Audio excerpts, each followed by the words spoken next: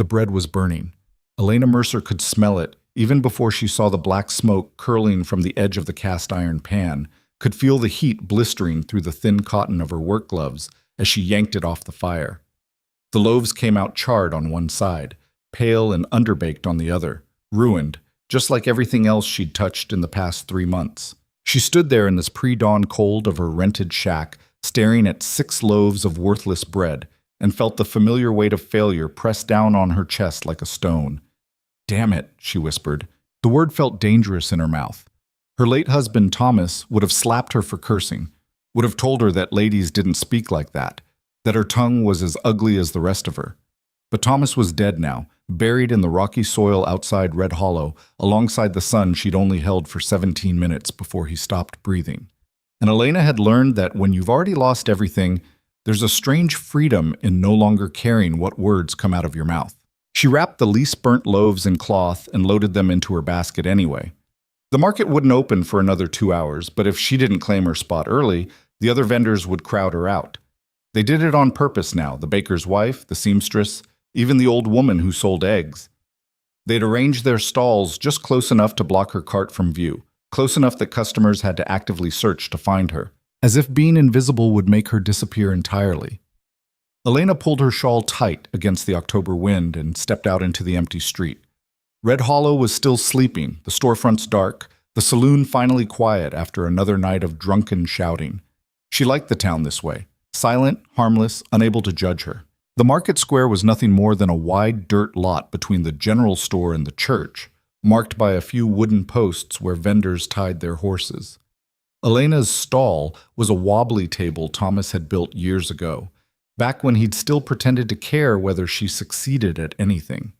She set up quickly, spreading a clean cloth over the scarred wood, arranging the bread in a way that hid the worst of the burns. Then she sat down on her stool and waited. The sun rose slowly, painting the eastern sky in shades of orange and gold. One by one, the town began to wake. Doors opened. Horses were led out to water. The smell of coffee drifted from the hotel kitchen, and then the other vendors arrived. Mrs. Calloway came first, her cart loaded with actual decent bread. Golden, perfect, baked in an oven instead of over an open fire. She was a trim woman in her 50s, the kind of person who wore disapproval like a second skin. "Morning, Elena," she said, her voice clipped. "Morning." Mrs. Calloway positioned her cart directly in front of Elena's table, angling it just enough to block the view from the main road. She didn't even pretend it was an accident. Next came Dorothy Hayes, the seamstress, who sold embroidered handkerchiefs and lace collars. She barely looked at Elena as she sat up, but Elena caught the way her mouth tightened, the way she whispered something to Mrs. Calloway that made both women glance her direction and shake their heads. By the time the sun was fully up, Elena was surrounded by vendors who'd arranged themselves like a wall, ensuring that anyone walking through the market would see their goods first. It was petty. It was deliberate. And it worked. The first customers of the day, a young couple looking for breakfast, walked right past Elena without even noticing her table. They bought 2 loaves from Mrs. Calloway and a jar of preserves from the farmer's wife, laughing about something Elena couldn't hear. An hour passed. Then 2. Elena sold nothing. She sat on her stool, hands folded in her lap, watching people move through the market like she didn't exist. A few customers glanced her way, saw the burnt edges of her bread, and kept walking. One man, a ranch hand she recognized from the feed store, looked directly at her, curled his lip in something that might have been disgust, and turned away. By midday, Elena had sold exactly 1 loaf, and only because the buyer was a half-blind prospector who probably couldn't tell the difference. She packed up her unsold bread and headed home, the weight of another failed day pressing down on her shoulders. It was 3 days later when everything changed. Elena was back at her table, selling nothing, when the shouting started. At first, she thought it was just another fight. Red Hollow had plenty of those. Drunks brawling outside the saloon, ranch hands settling disputes with their fists, the occasional argument over card games that ended in gunfire.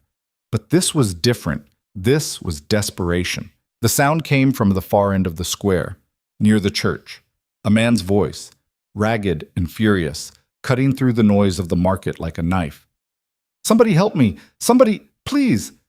Elena looked up just as the crowd parted, and that's when she saw him. Colt Brennan. Everyone in Red Hollow knew Colt Brennan.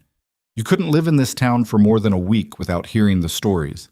The rancher who'd killed 2 men in a land dispute, who'd beaten a horse thief so badly the man lost an eye, who'd once dragged a creditor off his property by the throat and told him if he ever came back, he wouldn't leave alive.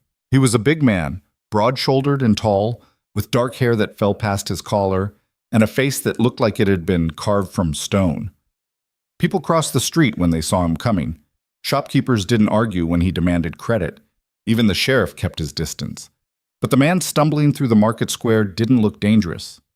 He looked destroyed. Colt's shirt was soaked with sweat and streaked with something darker, blood, maybe, or birth fluid. His face was pale, his eyes wild, and cradled against his chest was a tiny bundle wrapped in a stained blanket. A baby. The crowd froze. Conversations died mid-sentence. People actually stepped back, creating a circle of empty space around Colt like he was carrying plague. "My daughter," Colt said, his voice cracking. "She's dying. My wife. She's already—" He stopped, his throat working. "I need help. I need someone to— Get away from me," a woman said sharply. Elena recognized her. Mrs. Patterson, the judge's wife, a woman who prided herself on Christian charity. Colt turned toward her, desperate. "Please, she needs milk. She needs—" "I said get away." Mrs. Patterson clutched her purse to her chest like Colt might try to rob her. "I'm not getting involved in your mess." Colt stared at her for a long moment, his jaw tight. Then he turned to the next woman, the baker's wife. "Mrs. Calloway, please." "Don't you dare come near me, Colt Brennan." Mrs. Calloway's voice was ice. "You made your choices. You married that girl knowing full well—" "She's dead," Colt roared, and the entire market flinched. "My wife is dead and my daughter is dying, and I am begging you. You should have thought about that before you brought shame on yourself." The words came from Dorothy Hayes, spoken loud enough for everyone to hear. Several people nodded. A few murmured agreement. Colt's face went white. He looked around the square, his eyes moving from face to face, searching for even a flicker of compassion. He found nothing. "Please," he said again, softer now. "Somebody." Silence. The baby in his arms made a weak, mewling sound, so faint Elena almost didn't hear it. But she did, and something inside her chest cracked wide open. Before she could think, before she could talk herself out of it, Elena stood up. The scrape of her stool against the dirt was loud in the quiet square. Every head turned toward her. Elena felt her face burn as dozens of eyes fixed on her, judging, weighing, dismissing. She knew exactly what they saw. A fat widow in a stained dress. A woman too broken to be worth saving. Someone even more pathetic than Colt Brennan. "I'll help," Elena said. Her voice came out smaller than she'd intended, but it carried. Colt's head snapped toward her. For a moment, he just stared, like he wasn't sure he'd heard her correctly. "You'll what?" "I'll help," Elena repeated, louder this time. I can nurse her." The square erupted. "Absolutely not," Mrs. Calloway said immediately.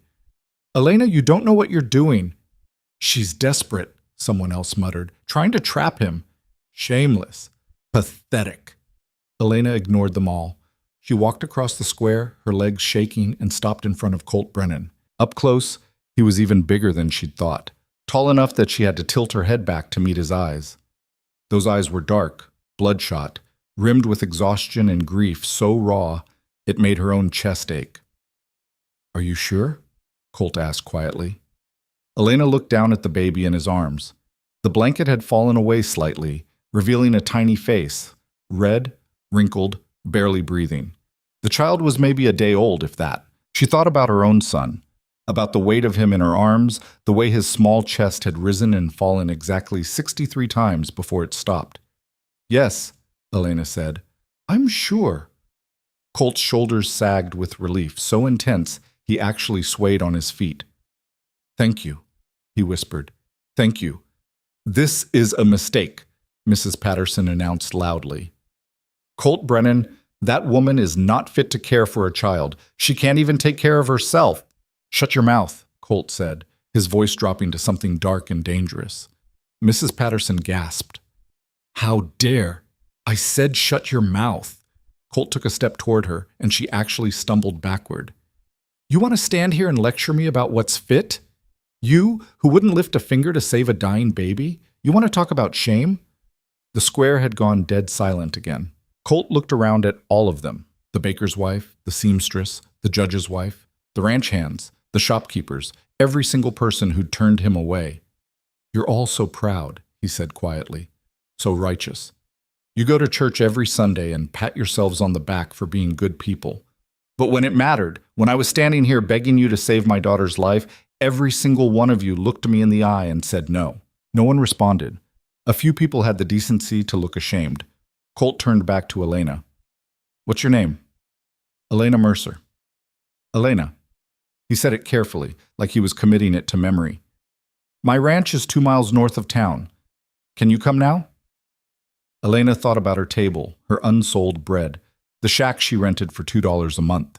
She thought about the way this town had treated her since Thomas died, like she was nothing, like she deserved nothing. Yes, she said. I can come now. Colt nodded. Then he did something Elena didn't expect.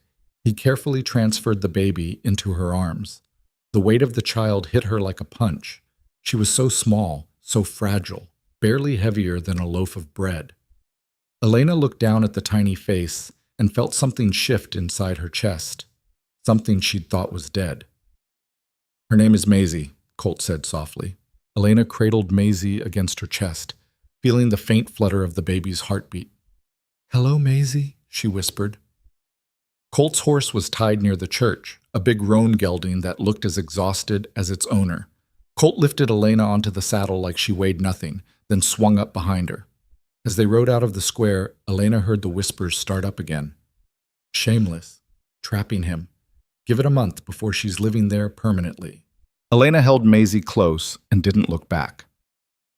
The Brennan Ranch sat at the end of a long dirt road, surrounded by open plains and rocky hills. It wasn't large, maybe 100 acres, with a main house, a barn, a few outbuildings, but it should have been thriving. Instead, it looked like it was dying. The fence around the main yard was half collapsed, the posts rotted through. The garden was choked with weeds. Several chickens wandered loose near the barn, pecking at dirt where there should have been feed. One of the barn doors hung crooked on its hinges. Colt dismounted and helped Elena down, his hand steady despite the exhaustion written all over his face. It's not much, he said quietly. Elena looked at the house, a simple structure with a covered porch and shuttered windows.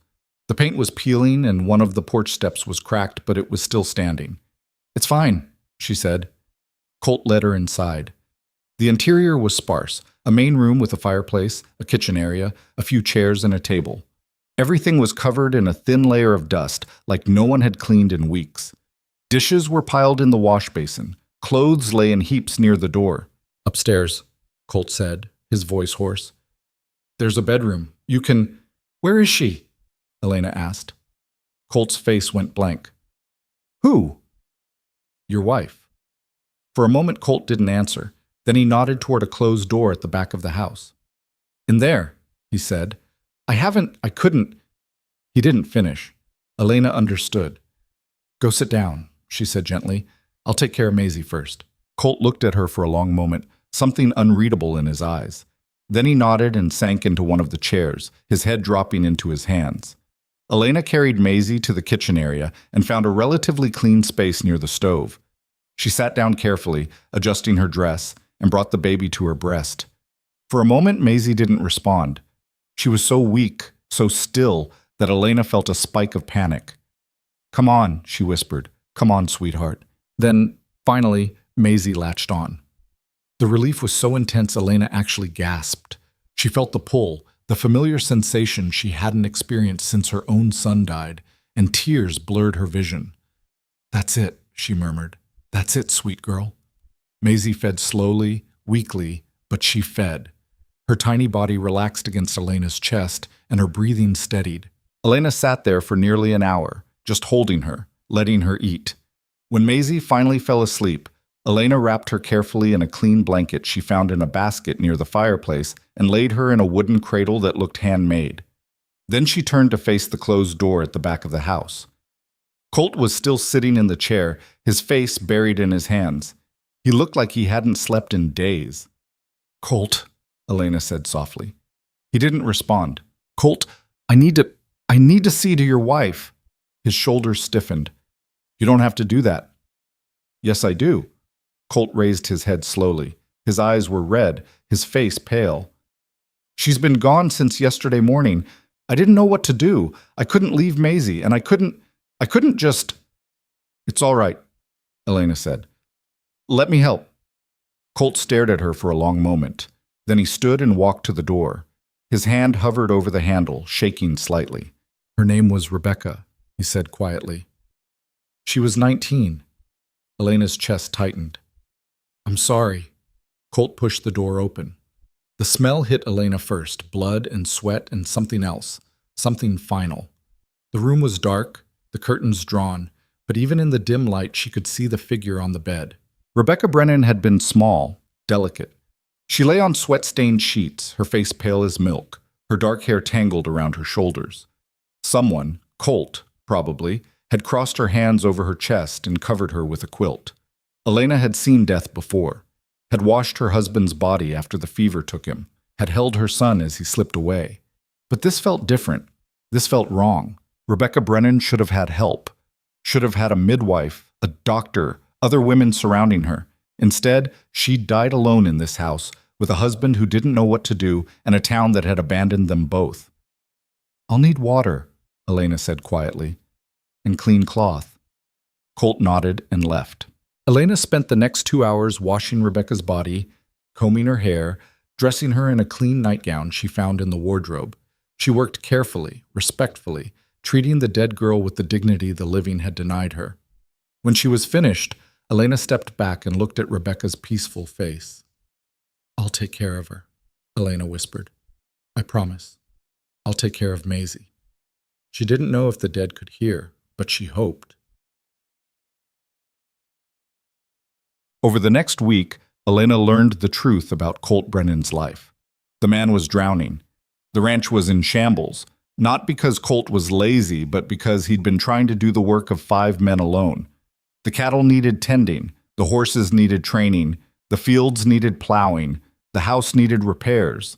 And now, on top of all that, he had a newborn daughter to keep alive. Colt barely slept. Elena would wake in the middle of the night and hear him moving around downstairs, fixing a broken fence rail by lamplight or mucking out stalls at 3 a.m. He ate maybe 1 meal a day, and even that seemed like an afterthought. He was killing himself. And Elena realized with a strange sort of clarity that if she didn't do something, this ranch would fail. Maisie would die, and Colt would probably follow. So she started working. It began small, sweeping the floors, washing the dishes, organizing the kitchen. Colt didn't ask her to do it, but he didn't stop her either. He just watched with those dark, exhausted eyes, like he couldn't quite believe she was real. Then Elena moved to the garden. The vegetable patch behind the house was a disaster, overrun with weeds, the soil hard and dry. But Elena had grown up on a farm. She knew how to coax life from dirt. She spent 3 days clearing weeds, turning soil, replanting what she could salvage. Her hands blistered, her back ached. But by the end of the week, the garden looked like it might actually produce something edible. Next came the chickens. The coop was falling apart, the roof half gone, the nesting boxes rotted through. Elena found scrap wood in the barn and spent an afternoon hammering together makeshift repairs. It wasn't pretty, but it was functional. The chickens started laying again. Colt noticed. "You didn't have to do that," he said one evening, finding her in the coop. Elena shrugged, wiping sweat from her forehead. "You need eggs." "I know, but—" Colt hesitated. "You're here for Maisie, not to fix my ranch." "Maisie needs to eat," Elena said simply. "And so do you. Can't do that if the ranch falls apart." Colt stared at her for a long moment. Then slowly, something in his expression shifted, softened, maybe. "Thank you," he said quietly. Elena nodded and went back to work. The town predictably lost its mind. Elena had been at the ranch for exactly 8 days when the first visitor arrived. It was Mrs. Calloway, the baker's wife, riding up in her husband's wagon with her mouth already pursed in disapproval. Elena was in the garden, digging up carrots, when she heard the wagon wheels on the dirt road. She straightened, wiping her hands on her apron, and watched Mrs. Calloway climb down. "Elena Mercer," Mrs. Calloway announced, like she was delivering a verdict. "We need to talk." "About what?" Mrs. Calloway's gaze swept over the ranch, the repaired coop, the cleaned yard, the freshly turned garden. Her mouth tightened. "About what you're doing here. I'm helping with the baby. You're living here, alone, with a man." Elena felt her jaw clench. "Maisie needs care. I'm providing it." "There are other ways to provide care," Mrs. Calloway said sharply. "You could come into town during the day and return home at night. You could bring the child to a wet nurse in Red Hollow. You don't need to be living under his roof like some what?" The question came from behind Mrs. Calloway. Both women turned. Colt stood in the barn doorway, a pitchfork in one hand, his shirt unbuttoned and streaked with dirt. He looked every inch the dangerous man people whispered about. Mrs. Calloway's face went pale. "Mr. Brennan, you were just what?" Colt crossed the yard slowly, deliberately, telling Elena how to live her life, suggesting she should waste hours riding back and forth to town instead of staying here where my daughter needs her. "I'm simply concerned about appearances." "Appearances," Colt's voice dropped. "My wife is dead. My daughter almost died, and you're worried about appearances?" Mrs. Calloway lifted her chin. "I'm worried about Elena's reputation." "Her reputation?" Colt let out a short, bitter laugh. "You people destroyed her reputation the day her husband died. You made her invisible. You pushed her out of your little market, ignored her when she needed help, and treated her like garbage. And now you're pretending to care about her reputation? That's not— Get off my property!" Mrs. Calloway blinked. "Excuse me?" "I said get off my property." Colt's voice was flat, final. "And tell the rest of your church ladies that if they come here to harass Elena, I'll throw them off myself." Mrs. Calloway's mouth opened and closed like a fish. Then, with as much dignity as she could muster, she climbed back into her wagon and drove away. Elena stood frozen in the garden, her heart pounding. Colt turned toward her, his expression unreadable. "You all right?" "You didn't have to do that," Elena said quietly. "Yes, I did. They'll talk. Let them." Colt shoved the pitchfork into the dirt. "They're going to talk no matter what we do. Might as well give them something real to talk about." He walked back to the barn, leaving Elena standing alone in the garden. And for the first time in months, Elena felt something that might have been hope. But the visitors didn't stop. Over the next 2 weeks, half the town seemed to find an excuse to ride out to the Brennan ranch. The pastor came, offering to counsel Elena about her choices. The sheriff came, asking politely if Elena was there of her own free will. Dorothy Hayes came, bringing a basket of muffins and a lecture about moral standards. Even the judge's wife came, her face pinched with righteous concern, demanding to know if Colt had coerced Elena into staying. Every single one of them left angrier than when they'd arrived, because Elena refused to play along. She told the pastor she didn't need counseling. She told the sheriff she was staying by choice. She told Dorothy Hayes to take her muffins and leave. And when Mrs. Patterson suggested, loudly in front of Colt, that Elena was taking advantage of a grieving man, Elena actually laughed. "Taking advantage?" Elena repeated. "I work from sunrise to sunset. I care for his daughter, repair his property, and cook his meals. What exactly am I taking advantage of?" Mrs. Patterson's face flushed. "Your presence here is inappropriate. Then don't visit." Mrs. Patterson sputtered. "Well, I never—" "Clearly," Elena said dryly. The judge's wife left in a huff, and Elena went back to feeding Maisie, her hands shaking with leftover adrenaline. Colt, who'd been standing in the doorway the whole time, looked at her with something that might have been admiration. "You're tougher than you look," he said. Elena glanced up at him. "So are you." Something passed between them in that moment, an understanding, maybe, a recognition. They were both survivors, and maybe that was enough. By the end of the month, the ranch was almost unrecognizable. The garden was producing vegetables again, carrots, potatoes, squash. The chickens were laying steadily. Elena had repaired the worst of the fence damage and even managed to fix the broken barn door. The house was clean, the dishes were washed, The floors were swept. And Maisie, tiny, fragile Maisie, was growing. Elena could see it in the way the baby's face filled out, the way her cries grew stronger, the way she tracked movement with her eyes. Maisie was going to survive. They all were.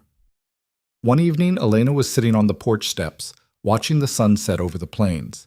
Maisie was asleep in her cradle inside, and Colt was in the barn finishing the last of the evening chores.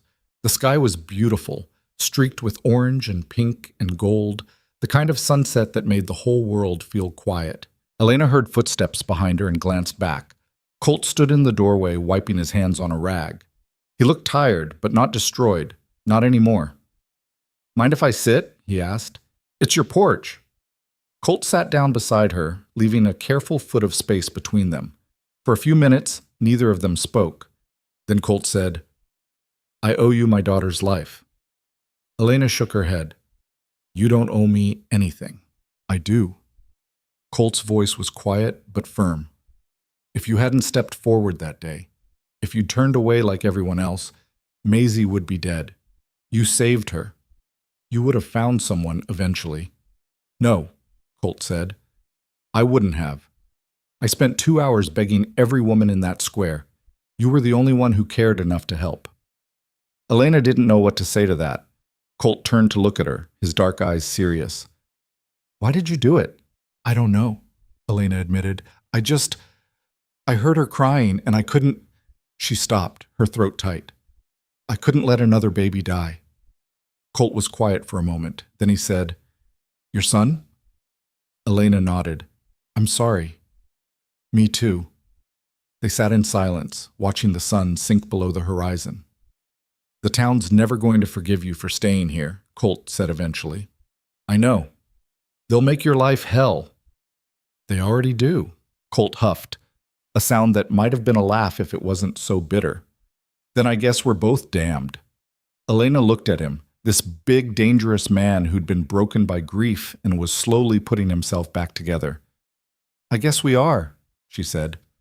And for the first time in months, Elena didn't feel alone. The first frost came early that year.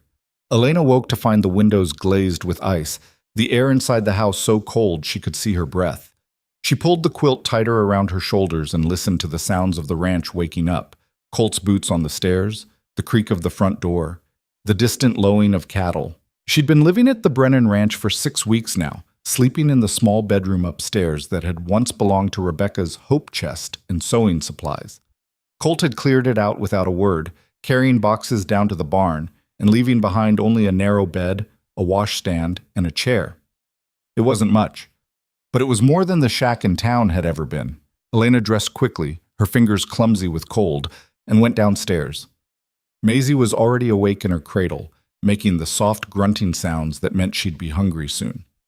"Good morning, sweet girl," Elena murmured, lifting the baby into her arms. Maisie was heavier now, her face round and healthy, her eyes bright. She grabbed at Elena's collar with tiny fists and made a sound that might have been a laugh. Elena's chest tightened. She'd tried so hard not to love this child, tried to keep some distance, to remember that Maisie wasn't hers, would never be hers. But it was too late for that. She settled into the rocking chair near the fireplace and let Maisie nurse while the house slowly warmed. Colt had already started a fire before going outside, the flames crackling softly in the hearth. The door opened and Colt came in carrying an armload of firewood. He kicked the door shut behind him and dumped the logs into the box near the stove. "Cold as hell out there," he said, brushing ice from his sleeves. "Language," Elena said automatically. Colt glanced at her, one eyebrow raised. "You told me yesterday that the chicken coop was built like shit." Elena felt her face warm. "That's different." "How?" "Because the chicken coop actually is built like—" She stopped, catching herself. "Never mind." Colt's mouth twitched. Not quite a smile, but close. Over the past weeks, Elena had learned to read the small shifts in his expression. The man didn't smile often, but when he did, it was always unexpected. He crossed to the stove and started making coffee, moving with the easy efficiency of someone who'd been doing it alone for too long. "I'm riding into town today," he said, not looking at her.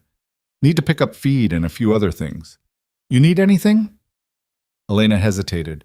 She hadn't been back to Red Hollow since the day Colt had carried her away on his horse. Part of her wanted to stay hidden out here forever, safe from the town's judgment. But she was running low on thread, and the hem of her only good dress was coming apart. "Thread," she said finally, "and needles if the general store has them." Colt nodded. "Anything else?" "No, thank you." He poured 2 cups of coffee and brought one to her, setting it carefully on the small table beside the rocking chair. Their fingers didn't touch, but Elena felt the gesture anyway, the quiet kindness of it. "I'll be back before dark," Colt said. He left an hour later, riding the big roan gelding down the long dirt road toward town. Elena watched from the porch until he disappeared over the first hill, then went back inside to start the day's work. There was always work. She fed the chickens, collected eggs, scrubbed the kitchen floor. She put a pot of beans on to simmer and mixed dough for bread. She changed Maisie's diaper, washed the soiled cloth, and hung it to dry near the fire. By midday, Elena was knee-deep in laundry when she heard the sound of horses approaching. Her stomach dropped.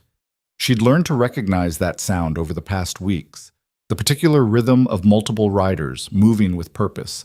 It never meant anything good. Elena dried her hands and went to the window. 3 men on horseback were riding up the lane. She recognized 2 of them immediately, Jack Porter and Danny Coleman, former ranch hands who'd worked for Colt until he'd fired them last month. The third man was unfamiliar, but he had the same hard look, the same casual cruelty in the set of his shoulders. Elena's heart started pounding. She glanced at Maisie, asleep in her cradle, then back at the window. The men dismounted near the porch. Jack Porter was tall and lean, with a scar running down his left cheek. Danny Coleman was shorter, stockier, with small, mean eyes. Jack caught sight of Elena through the window and grinned. "Well, well," he called out. "Look who's still here." Elena stayed by the window, her hands clenched into fists. "Where's Brennan?" Danny shouted. Elena didn't answer. Jack laughed. "Guess he's not home. That's convenient." The third man, younger, maybe 20, spat into the dirt. "Told you we should have come when we knew he'd be gone." "Shut up, Tommy," Jack said, still grinning at the window. "Mrs. Mercer, why don't you come out here and have a chat?" Elena's pulse hammered in her ears. She looked at the rifle mounted above the fireplace, Colt's rifle, which she'd never touched. "Come on now," Jack called. "We just want to talk. No need to be rude." Elena made a decision. She crossed to the door and stepped out onto the porch, keeping her hand on the doorframe. "Mr. Brennan isn't here," she said, trying to keep her voice steady. "You need to leave." Jack's grin widened. "We're not here for Brennan. We're here for you." "Me? That's right." Jack took a step closer. "See, me and Danny here, we've been thinking. Brennan fired us because of you. Said we were disrespectful. Said if we couldn't treat his guest with decency, we could find work elsewhere." "You were drunk," Elena said. "And you called me—" "We called you what you are," Danny interrupted. "A fat widow trying to trap a rich rancher." Elena's jaw tightened. "I'm not trapping anyone. I'm caring for his daughter." "Sure you are." Jack leaned against the porch railing, his posture deliberately casual. "That why you're living here? That why you're wearing a new dress?" Elena glanced down at herself. The dress wasn't new. It was one of Rebecca's, which Colt had given her last week after noticing her own dress was falling apart. It was too big in some places, too small in others, but it was clean and whole. "Mr. Brennan offered it to me," Elena said. "His wife's things were just sitting in a trunk." "His wife's things," Danny repeated, his voice mocking. "His wife's barely cold in the ground, and you're already wearing her clothes, sleeping in her house, raising her baby. That's not—" "Must be nice," Jack said, his smile gone now. "Going from selling burnt bread in the market to playing house with the richest rancher in the county." The young one, Tommy, laughed. "Think she's playing house? I think she's playing something else." Elena felt her face burn. "You need to leave. Now." "Or what?" Jack pushed off the railing and took another step forward. "You gonna make us? You gonna tell Brennan? He already fired us. What else is he gonna do?" "He'll kill you," Elena said flatly. The words hung in the air for a moment. Then Jack laughed, a harsh, ugly sound. "Yeah? Where is he then? Out there defending your honor?" "He's in town." "Exactly." Jack climbed the first porch step. "Which means it's just you and us. And I'm thinking maybe you owe us something. We lost good jobs because of you." Elena's hand tightened on the doorframe. "I don't owe you anything." "I disagree." Jack climbed another step. Elena backed toward the door. "Don't come any closer." "Or what?" Jack lunged. Elena slammed the door and threw the bolt just as Jack's shoulder hit the wood. The whole frame shuddered. "Open this door!" Jack roared. Elena ran to the fireplace and grabbed the rifle. Her hands were shaking so badly she almost dropped it. She'd never fired a gun in her life. Thomas had forbidden it, said weapons weren't for women, but she'd watched Colt clean this one enough times to know which end was which. Something heavy crashed against the door. Once. Twice. On the third hit, the bolt gave way. The door slammed open and Jack Porter stepped inside, his face twisted with rage. Elena raised the rifle. "Get out!" Jack froze, his eyes on the gun. Then slowly he smiled. "You even know how to use that?" "I'll figure it out." "Will you?" Jack took a step forward. "Because from where I'm standing, you look like a woman who's never held a gun in her life." He was right. Elena could feel the weight of the rifle, unfamiliar and awkward in her grip. Her finger found the trigger, but she had no idea if the gun was even loaded. Jack took another step. "I'm warning you," Elena said, her voice shaking. "You're warning me?" Jack laughed. "Lady, you're not going to shoot anyone. You're going to put that gun down, and we're going to have a conversation about what happens when you ruin people's lives." Behind him, Danny and Tommy crowded into the doorway, grinning. Maisie started crying. The sound cut through everything, sharp, frightened, desperate. Elena's heart clenched. She couldn't take her eyes off Jack to check on the baby, couldn't lower the rifle, couldn't move. "That's right," Jack said softly. "You've got a baby to think about now. So why don't you put the gun down before someone gets hurt?" Elena's arms were trembling. The rifle felt like it weighed 100 pounds. Jack reached for the barrel, and then a voice like thunder cut through the room. "Touch that gun and you're a dead man." Everyone froze. Colt Brennan stood in the doorway behind Danny and Tommy, and he looked like murder incarnate. His face was white with rage, his jaw set, and in his hands was a revolver pointed directly at Jack Porter's head. The ranch hands scattered like startled birds, Danny stumbling sideways, Tommy actually falling off the porch in his rush to get away. But Jack just stood there, his hand still outstretched toward Elena's rifle. "I said move," Colt repeated, his voice low and deadly. Jack's hand dropped. He turned slowly to face Colt, his expression shifting from arrogance to something closer to fear. "Brennan, we were just—" "Shut your mouth," Colt stepped into the room, the revolver never wavering. "You've got 3 seconds to get on your horse and ride. 1. Wait, just listen. 2. Jack bolted. He shoved past Colt and ran for his horse, Danny and Tommy already scrambling into their saddles. Within seconds, all 3 men were galloping down the lane like the devil himself was chasing them. Colt stood in the doorway, watching until they disappeared. Then, slowly, he lowered the revolver. Elena's legs gave out. She sank onto the nearest chair, the rifle clattering to the floor. Her whole body was shaking. Hands, arms, legs, everything. Maisie was still crying. Colt crossed the room in 3 strides and scooped the baby out of her cradle. He held her against his chest, one big hand cradling her head, and made soft shushing sounds until her cries quieted to hiccups. Then he looked at Elena. "Are you hurt?" Elena shook her head. She tried to speak, but nothing came out. Colt set Maisie back in the cradle and crouched in front of Elena's chair. Up close, she could see that his hands were shaking too. "Did they touch you?" he asked quietly. "No," Elena managed. "I locked the door, but they broke it." "I know." Colt's jaw clenched. "I saw the bolt. I didn't know what to do. I grabbed the rifle, but I don't know how to— But it's not loaded." Elena blinked. "What?" "The rifle. I keep it unloaded. Ammunition's in the drawer." Colt let out a shaky breath. "If you'd actually tried to fire it, nothing would have happened." Elena stared at him. Then, inexplicably, she started laughing. It was a horrible sound, half sob, half hysteria, but she couldn't stop. "I threatened them with an empty gun," she gasped. "You did!" "I could have died. But you didn't." Colt reached out and gripped her shoulder, his hand warm and solid. "You're all right. Maisie's all right. That's what matters." Elena's laughter died. She looked at Colt, really looked at him. His face was still pale, his eyes dark with something she couldn't name. "How did you know to come back?" she asked. "I didn't." Colt's hand dropped. "I forgot the list you gave me. Came back to get it and saw their horses." "You saved us. You saved yourself. You kept them out long enough." Colt stood, running a hand through his hair. "But this can't happen again. I can't leave you here alone. Not if those bastards think they can—" He stopped, his throat working. "I should have killed them. Colt, I should have put a bullet in Jack Porter's head the second I saw him in my house. You didn't, though." "I wanted to." Colt's voice was raw. "You have no idea how much I wanted to." Elena stood on shaky legs and crossed to where Maisie lay in the cradle. The baby had fallen back asleep, her tiny face peaceful. Elena touched her soft hair, feeling the steady rise and fall of her breathing.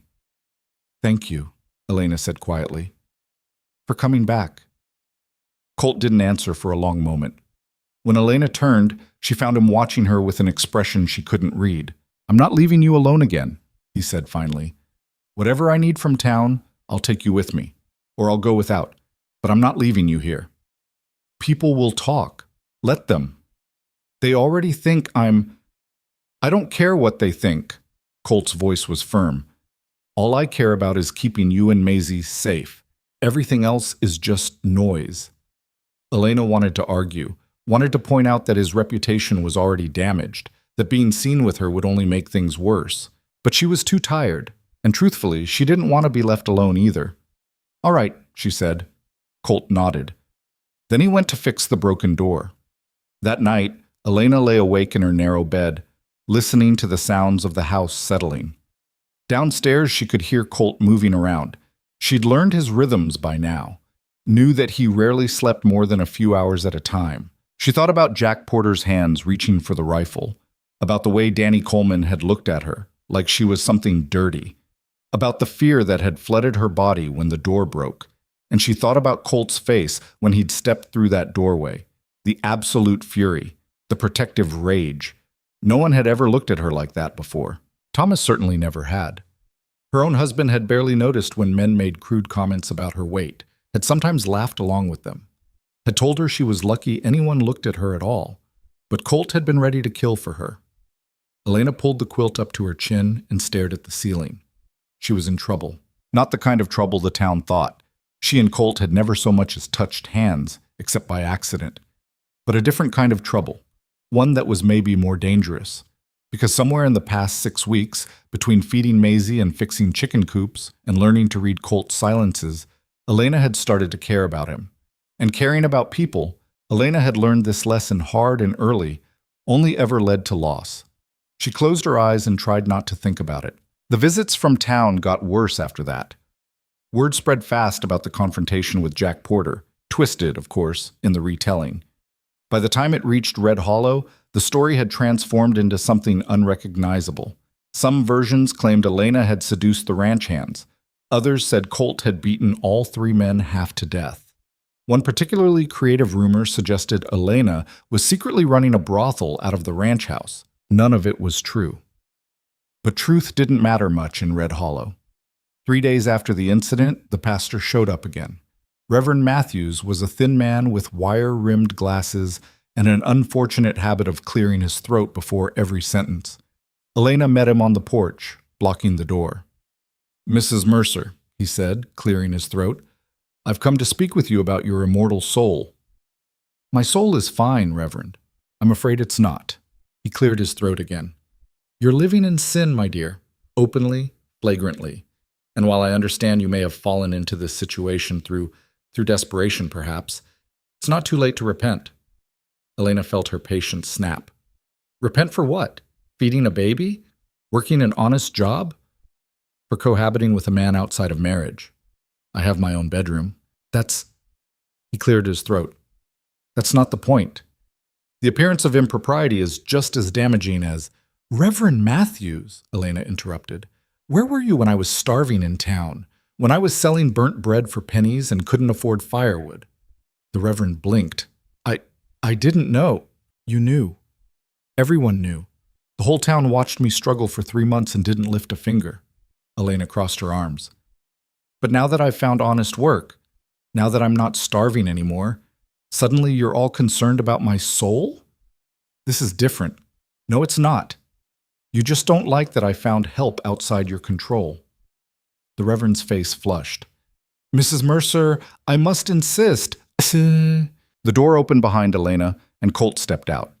He was holding Maisie, the baby tucked into the crook of his arm like she belonged there. Reverend, Colt said flatly, you're on my property. Mr. Brennan, I'm simply trying to offer spiritual guidance, so we don't need it. But surely you can see that this situation is...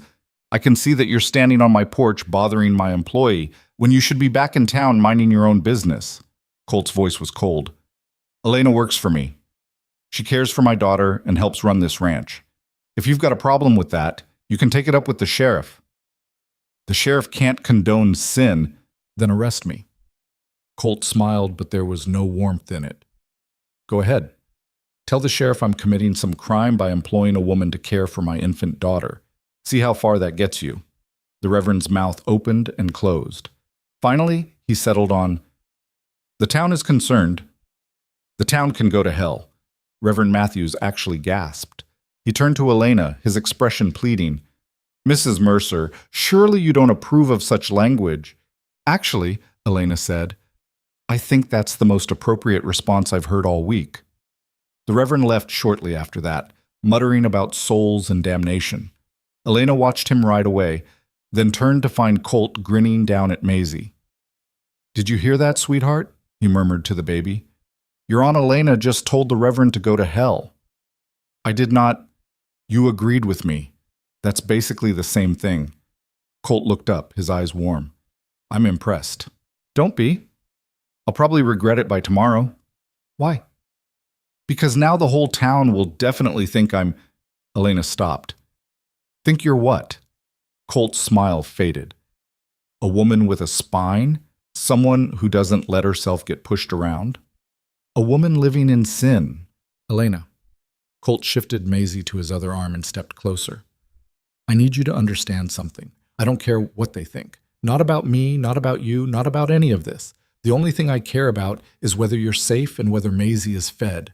Everything else is just noise, Elena finished. I know. You said that before. Then why do you keep worrying about it? Elena looked away. Because I have to live with their judgment. You're Colt Brennan. You can say what you want, do what you want. People are afraid of you. But me, I'm just the fat widow they already decided was worthless. You're not worthless. You don't know what they... I don't care what they say. Colt's voice was fierce. You're the strongest person I've ever met. You rebuilt half this ranch with your bare hands. You saved my daughter's life. You faced down 3 armed men with an empty rifle. If the town can't see that, then they're blind and stupid. Elena felt her throat tighten. Colt, I mean it. He reached out like he was going to touch her arm, then seemed to think better of it. His hand dropped. You're not worthless, Elena. Not to me. The words sat between them, heavy with meaning Elena wasn't sure she was ready to examine. Maisie chose that moment to start fussing, breaking the tension. She's hungry, Elena said, grateful for the distraction. Colt handed the baby over, his fingers brushing Elena's in the transfer. The touch was brief, accidental, but Elena felt it all the way to her bones. She took Maisie inside and tried not to think about the way Colt had looked at her, like she actually mattered. Winter came in earnest after that, bringing snow and ice and wind that howled through the gaps in the barn walls. The ranch work became harder, the days shorter, the nights brutally cold. But somehow, Elena had never been happier. She couldn't explain it, even to herself. By every objective measure, her life should have been miserable. She worked from dawn to dusk. Her hands were cracked and bleeding from the cold. She slept in a drafty bedroom with thin walls and woke most mornings to frozen water in the wash basin. But she wasn't alone anymore. Colt had started eating breakfast with her in the mornings, something he'd avoided at first, taking his meals standing up or outside. Now he sat at the table while she fed Maisie, drinking coffee and reading the previous week's newspaper. They didn't talk much, but the silence was comfortable. In the evenings, after Maisie was asleep, They'd sit by the fire while Elena mended clothes and Colt carved wooden toys for the baby. Sometimes he'd read aloud from a book. He had a small collection, mostly practical texts about ranching and animal husbandry, but also a worn copy of Shakespeare's sonnets that had belonged to his mother. Elena discovered that Colt had a good voice for reading, deep and steady, with a rhythm that made even the densest prose sound almost musical. "You should have been a teacher," she said one night. Colt looked up from the sonnet he'd been reading, surprised. "What?" "You're good at this, reading aloud. My mother used to make me practice." Colt's expression softened. "She said if I was going to inherit the ranch, I needed to sound educated. Couldn't have people thinking I was just another frontier brute." "And are you?" "A brute?" Colt considered this. "Sometimes, when I need to be. But not always." "No, not always." He went back to the book, but Elena caught the small smile tugging at his mouth. She liked that she could make him smile now. It felt like an accomplishment. The town made one more coordinated effort to save Elena in mid-December. A delegation of church women arrived on a Saturday afternoon, 5 of them, including Mrs. Calloway and Mrs. Patterson, all bundled in heavy coats and righteous determination. Elena answered the door with Maisie on her hip and flour on her apron. "We need to speak with you," Mrs. Patterson announced. "Privately." "I'm baking bread," Elena said. "This is more important than bread." Elena doubted that, but she let them in anyway. The women crowded into the main room, their eyes taking in every detail: the clean floors, the mended curtains, the baby toys scattered near the fireplace. "Well," Mrs. Calloway said, her voice tight, "you've certainly made yourself at home." "I live here," Elena said simply. "That's what we've come to discuss." Mrs. Patterson settled into a chair without being invited. "Elena, dear, we're worried about you." "I'm fine." "You're not fine. You're living with a man, unmarried, in clear violation of, I work for him. You're sleeping under his roof. In my own bedroom, with a lock on the door that I use every night." Elena shifted Maisie to her other hip. "Is there something specific you need, or did you just come here to judge me?" The women exchanged glances. "We've come to offer you a way out," one of the other women said, a younger woman Elena didn't recognize. "We've taken up a collection, enough money to rent you a room in town for 3 months. You can leave here with your dignity intact." Elena stared at her. "You want me to abandon a 6-month-old baby?" "We'll find another nurse for the child." "You couldn't find one before." "That was—" Mrs. Calloway's face flushed. "That was different. We were unprepared, but now we've had time to—" "To what? Find someone desperate enough to take the job you all refused?" Elena's voice rose. "Maisie needed help then. She still needs help now, and I'm not leaving her." "You're being selfish," Mrs. Patterson said. "Can't you see what this is doing to your reputation, to your future prospects?" "My future prospects?" Elena almost laughed. "What prospects? You all decided I was worthless the day Thomas died. Now you're pretending to care about my future?" "We're trying to help you." "No, you're trying to control me." Elena set Maisie down in her cradle and faced the women. "You want me back in town where you can manage me, where you can feel good about yourselves for helping the poor widow while making sure I stay in my place. Well, I'm not interested." "You'd rather stay here and ruin yourself completely?" Mrs. Calloway's voice was sharp. "I'd rather stay here and do work that matters. I'd rather stay here and care for a baby who needs me. I'd rather stay here and be valued for what I can do instead of judged for what I look like." The room went silent. Then Mrs. Patterson stood, her expression cold. "When this all falls apart, and it will, don't come crying to us." "I won't," Elena said. The women left in a rustle of skirts and muttered prayers. Elena watched them go, her heart pounding, and realized she'd just burned every remaining bridge to her old life. She should have felt scared. Instead, she felt free. Colt came in an hour later, stomping snow off his boots. He took one look at Elena's face and said, "What happened?" "The church ladies came, offered to rescue me. And?" "I told them no." Colt's expression shifted, surprise, then something that might have been pride. "Yeah?" "Yeah."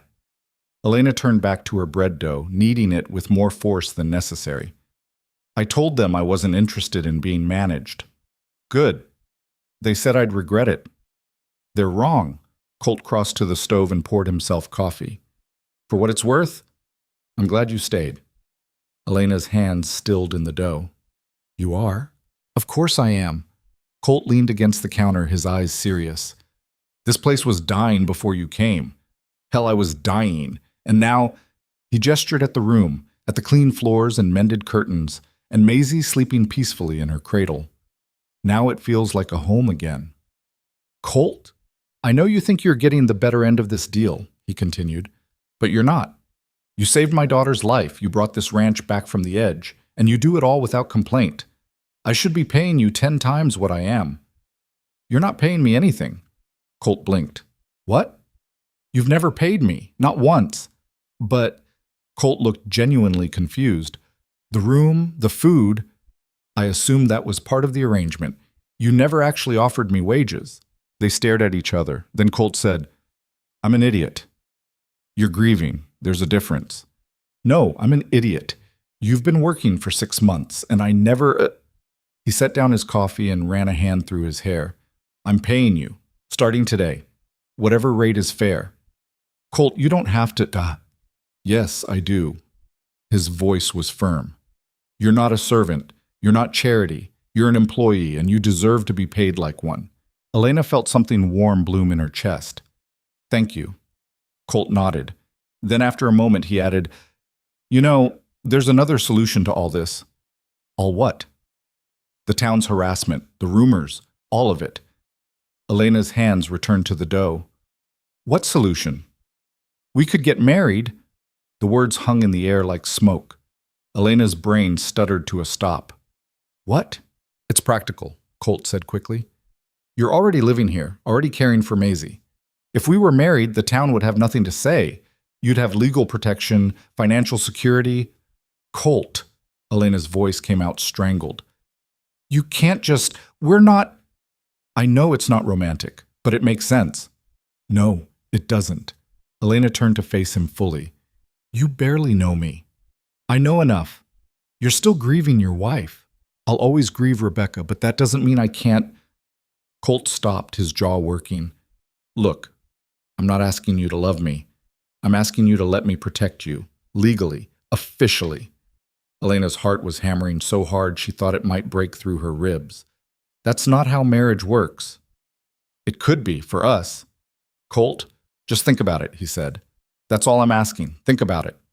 Then he left, heading back outside to finish whatever work he'd been doing before. Elena stood alone in the kitchen, her hands covered in bread dough, and tried to make sense of what had just happened. Colt Brennan had just proposed to her. Sort of.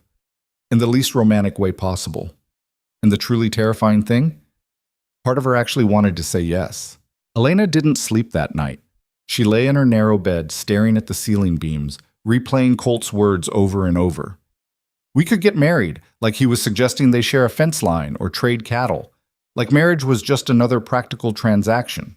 Except it wasn't. Marriage meant standing in front of the whole town and declaring yourself bound to another person. It meant sharing a name, a home, a life. It meant trust and vulnerability and all the things Elena had sworn she'd never risk again after Thomas. But this would be different, wouldn't it? Colt wasn't asking for love. He was offering protection, security, a solution to a problem. So why did her chest feel so tight? She finally gave up on sleep around dawn and went downstairs. Colt was already in the kitchen making coffee. He glanced up when she entered, his expression careful. Morning, he said. Morning. They moved around each other in silence, Colt pouring coffee, Elena starting the fire, both of them performing the familiar choreography of people who'd learned to share space without colliding. Maisie woke up crying, and Elena was grateful for the distraction. She fed the baby while Colt made breakfast, and they ate without speaking. The tension in the room was thick enough to cut. Finally, Colt set down his fork. I shouldn't have said that yesterday. About marriage. Elena's stomach dropped. Oh. It was too much, too fast. I wasn't thinking. He wouldn't meet her eyes. Forget I mentioned it. Wait. Elena set Maisie down in her cradle. You're taking it back? I'm saying you don't have to worry about it. I was out of line. But did you mean it? Colt finally looked at her. What? When you said we should get married, Did you mean it? A muscle twitched in Colt's jaw. Yeah, I meant it. Why? I told you why. It's practical. No. Elena shook her head. That's not a reason. That's an excuse. Why do you actually want to marry me? Colt was quiet for a long moment. When he spoke, his voice was low. Because I'm tired of watching people treat you like garbage. I'm tired of hearing what they say about you in town, the looks they give you when they think I'm not watching. If we were married, they'd have to respect you. They'd still hate me, Elena interrupted. A ring won't change that. Maybe not. But it would give you legal standing, property rights. If something happened to me, you and Maisie would be protected. Is something going to happen to you? I'm a rancher in frontier country. Something could happen any day. Colt's expression was serious. And if it did, right now you'd have nothing. The bank would take the ranch, and you'd be back in that shack in town, selling burnt bread and starving. I won't let that happen. Elena felt her throat tighten. That's not your responsibility. The hell it's not. Colt's voice rose slightly. You saved Maisie. You saved this ranch. You saved me, whether you realize it or not. So yeah, it is my responsibility. You're my responsibility. I'm not your burden, Colt. I didn't say burden. I said responsibility. There's a difference. He stood, pushing his chair back with more force than necessary. Look, I know I'm not much of a catch. I know you could probably do better than a widower with a bad reputation and a failing ranch. But I'm offering what I have: protection, security, a home. And what would you get out of it? The question seemed to catch him off guard. What do you mean? You've listed everything I'd get. What would you get? Colt stared at her. I'd get to know you're safe. That's not enough. It is for me. Elena stood, her hands clenched at her sides. No, it's not. Because that's not a marriage, Colt. That's me being another thing you have to take care of, another weight on your shoulders, and I won't do that to you. Elena, I won't be someone else's burden. I did that with Thomas for 10 years, and I'm not doing it again. If we're going to do this, if we're actually going to get married, it has to be real. Not some business arrangement where you pretend to want me out of obligation. The words hung in the air between them. Colt's face had gone very still. You think I'd be pretending? Aren't you? No. The word came out harsh. I'm not pretending anything. Then what are you doing? Colt opened his mouth, closed it, opened it again. He looked like a man trying to solve an equation he didn't have the tools for. I'm trying not to screw this up, he said finally. I'm trying to offer you something without asking for things you might not want to give. Elena's heart was pounding. Like what? Like this. Colt gestured between them, his hand shaking slightly. Like whatever the hell this is that's been building for months. I see the way you look at me sometimes, and I think maybe, but then I remember Rebecca's been dead less than a year, and you barely escaped one bad marriage, and I have no right to— Colt. Elena took a step toward him. What are you trying to say? He looked at her and his eyes were full of something raw and desperate. I'm saying I want to marry you, not just for practical reasons, not just to protect you. I want to marry you because the thought of you leaving, of waking up one morning and finding you gone, makes me want to put my fist through a wall. I want to marry you because you're the first person in years who's looked at me like I'm more than just my reputation. Because when you smile at Maisie, it makes my chest hurt in a way I can't explain, because I'm— He stopped, his jaw working. Because you're what? Elena whispered. Because I'm falling in love with you, Colt said. And I know that's wrong. I know it's too soon and too complicated, and you probably think I'm insane, but I can't. I can't keep pretending I don't feel it. The kitchen went silent except for the crackling of the fire and Maisie's soft breathing. Elena couldn't move, couldn't think. All she could do was stand there and try to remember how to breathe. Say something, Colt said quietly. I don't know what to say. Say you'll think about it. About marrying me. Not as a business arrangement. As something real. Elena looked at him, this big broken man who'd just laid himself bare in the middle of his kitchen, who'd admitted to feelings he probably didn't even fully understand himself, and she realized she was crying. I'm scared, she whispered. Of me? Of this? Of caring about someone again. Of losing them. The tears were coming faster now. Thomas hurt me for years, and when he finally died, I thought I was free. But then my baby died, and I realized I wasn't free at all. I was just alone, and I can't go through that again. Colt crossed the kitchen in 2 strides and took her hands. His palms were warm, calloused, solid. I can't promise I won't die, he said. I can't promise I'll never hurt you, even by accident. But I can promise I'll never raise my hand to you. I'll never make you feel small. I'll never treat you like you're anything less than... His voice cracked. Than everything. Elena looked up at him through her tears. You really mean that? Every word. I don't know if I can love you back. Not yet. Maybe not ever. I'll take whatever you can give me. That's not fair to you. Let me decide what's fair to me. Colt's thumb brushed across her knuckles. Just think about it, please. Elena pulled one hand free and wiped her eyes. Can I have time? As much as you need? And if I say no, then you say no. And nothing changes. You still have a job here, a home, everything I promised when you first came. Colt's expression was earnest. This doesn't come with conditions, Elena. I'm not holding your security hostage. That, more than anything, made her believe him. Okay, she said. I'll think about it. Colt nodded and stepped back, releasing her hands. The loss of contact felt like a physical ache. I need to check the north fence, he said, his voice rough. I'll be back this afternoon. He left without another word, and Elena sank into a chair, her legs suddenly weak. Maisie chose that moment to wake up fully, making happy gurgling sounds from her cradle. Elena picked her up and held her close, breathing in that sweet baby smell. Your father just told me he's falling in love with me, she whispered. What am I supposed to do with that? Maisie grabbed Elena's nose and laughed. Elena spent the next 3 days in a haze of confusion and indecision. She went through the motions of daily life, feeding Maisie, cooking meals, tending the animals, but her mind was somewhere else entirely. She kept replaying Colt's confession, examining it from every angle, looking for cracks or lies or hidden conditions. She found none, and that terrified her.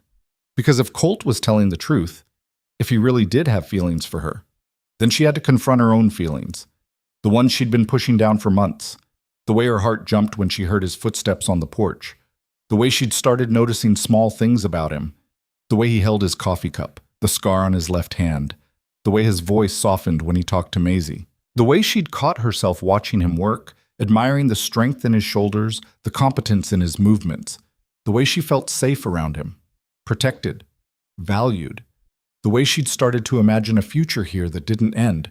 She was falling too. Maybe had been falling for weeks, and that was the scariest thing of all. On the 4th day, Elena made her decision. She waited until after dinner, after Maisie was asleep, when she and Colt were sitting by the fire in their usual spots. Colt was carving a wooden horse, his hands steady despite the tension Elena could see in his shoulders. I've been thinking, she said. Colt's knife stilled. Yeah? About what you said. About marriage. He set down the carving and turned to face her fully. And? I have conditions. Something flickered in Colt's expression. Hope, maybe. I'm listening. Elena took a breath. First, I need you to understand that I'm not Rebecca. I can't be her, and I won't try. I don't want you to be Rebecca. Let me finish. Elena's hands twisted in her lap. Rebecca was young and pretty and probably sweet-tempered. I'm none of those things. I'm older. I'm not beautiful. I'm stubborn and loud, and I swear too much. If you're expecting me to transform into some perfect frontier wife, I'm expecting you to be yourself, Colt interrupted. That's all I've ever wanted. You say that now, I say it always. Colt leaned forward, his eyes intense. Elena, I'm not asking you to be someone else. I'm asking you to stay exactly who you are. The woman who threatened 3 armed men with an empty rifle. The woman who told the Reverend to go to hell. The woman who fixed my chicken coop and cursed at it the whole time. That's who I want. Elena felt her eyes burn. I'm still scared. So am I. You are? Terrified, Colt admitted. I'm scared I'll mess this up. I'm scared you'll realize you can do better and leave. I'm scared that He stopped, his throat working. I'm scared that caring about you this much is going to break me if something happens. Then why ask? Because the alternative is worse. Pretending I don't feel this? Watching you walk away someday because I was too much of a coward to be honest? That would destroy me. Colt reached out and took her hand. At least this way. If it all falls apart, I'll know I tried. Elena looked down at their joined hands. His palm was warm against hers, his fingers rough with work. You said you had conditions, Colt prompted gently. Right. Elena took another breath. Second condition. We do this properly. Courtship, or whatever passes for it out here. I need time to get used to the idea of us, before we make it legal. How much time? I don't know, a few months? That's fine. Really? Elena. Colt's mouth quirked. I just told you I'm falling in love with you. You think I'm going to argue about timeline? Fair point. Third condition, Elena continued. If we do this, if we get married, it's real, not just legal. I won't sleep in a separate room for the rest of my life, pretending we're just business partners. If you want me, you get all of me, and vice versa. Colt's grip on her hand tightened. I can live with that. Even knowing I might not be able to... Oh, Elena's voice caught. I might not be able to give you more children. I don't even know if I can. After my son died, the doctor said, I don't care about that. You should. You're young enough to... Elena. Colt's voice was firm. I have Maisie. If we're blessed with more children someday, that's wonderful. If we're not, that's fine too. I'm not marrying you for breeding stock. I'm marrying you because I want you, just you. Elena felt a tear slip down her cheek. She wiped it away impatiently. This is stupid. I'm crying like some silly girl. You're allowed to cry. I'm 32 years old. I should be past this. Past having feelings? Colt smiled slightly. That's not how it works. Elena let out a shaky laugh. I'm a mess. You're perfect. Now I know you're lying. I'm not. Colt pulled her hand to his chest, pressing it against his heart. Elena could feel the steady thump beneath her palm. You're perfect for me. That's all that matters. Elena looked at him, really looked at him. At the hope in his eyes, the vulnerability in his expression. At the way he was holding her hand like she was something precious. And she realized that somewhere along the way, she'd stopped being afraid. Not entirely. Fear was still there, lurking in the corners. But it wasn't overwhelming anymore. Okay, she whispered. Okay? Okay, I'll marry you. When the time is right.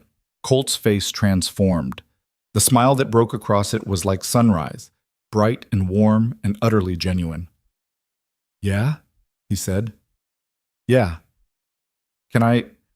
He stopped, suddenly uncertain. Can I kiss you? Elena's heart hammered. I thought we were courting first.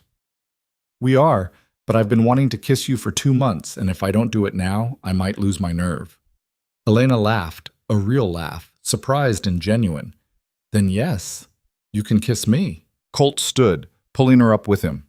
For a moment they just stood there, facing each other in the firelight. Then Colt cupped her face in his hands, those big calloused hands that could gentle a horse or build a fence or hold a baby with equal skill. You're sure? He asked. Kiss me before I change my mind. He did. It was nothing like kissing Thomas had been.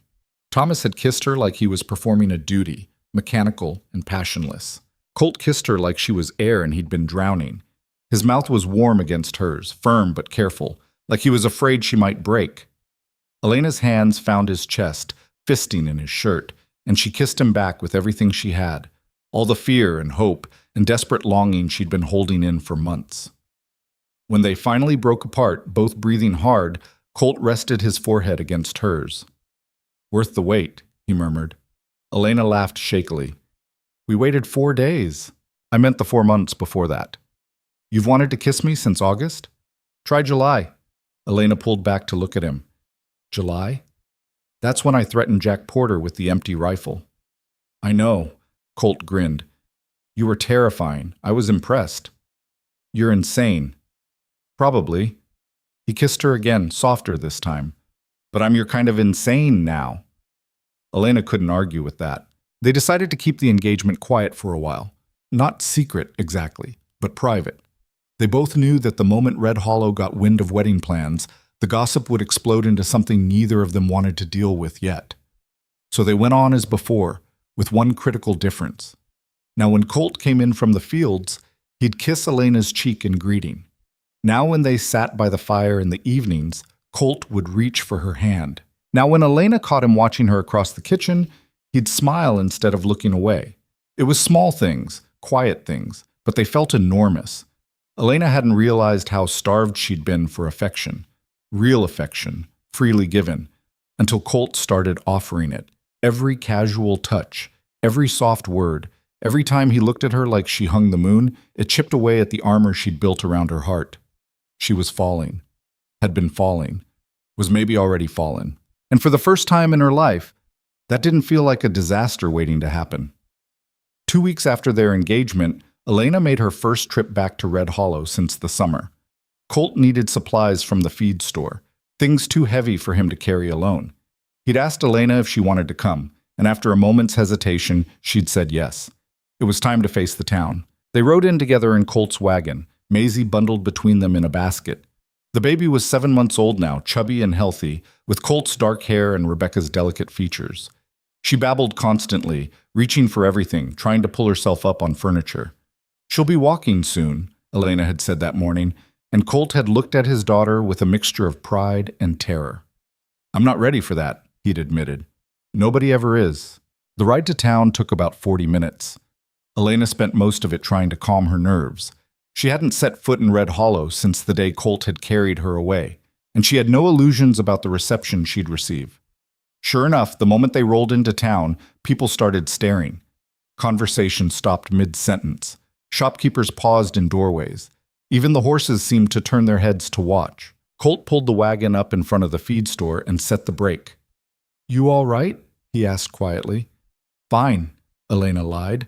"You don't have to come in. You can wait here with Maisie." "No," Elena lifted her chin. "I'm coming." They climbed down together. Colt carried the supply list and Elena carried Maisie. Every eye in the street was on them. The feed store was owned by a man named Henry Walsh, a gruff but generally fair-minded individual who'd always been civil to Colt. He looked up when they entered, his expression carefully neutral. "Brennan," he said. "Mrs. Mercer." "Mr. Walsh," Elena replied evenly. Colt handed over the list. While Walsh gathered the supplies, Elena wandered toward the back of the store with Maisie, pretending to examine sacks of grain.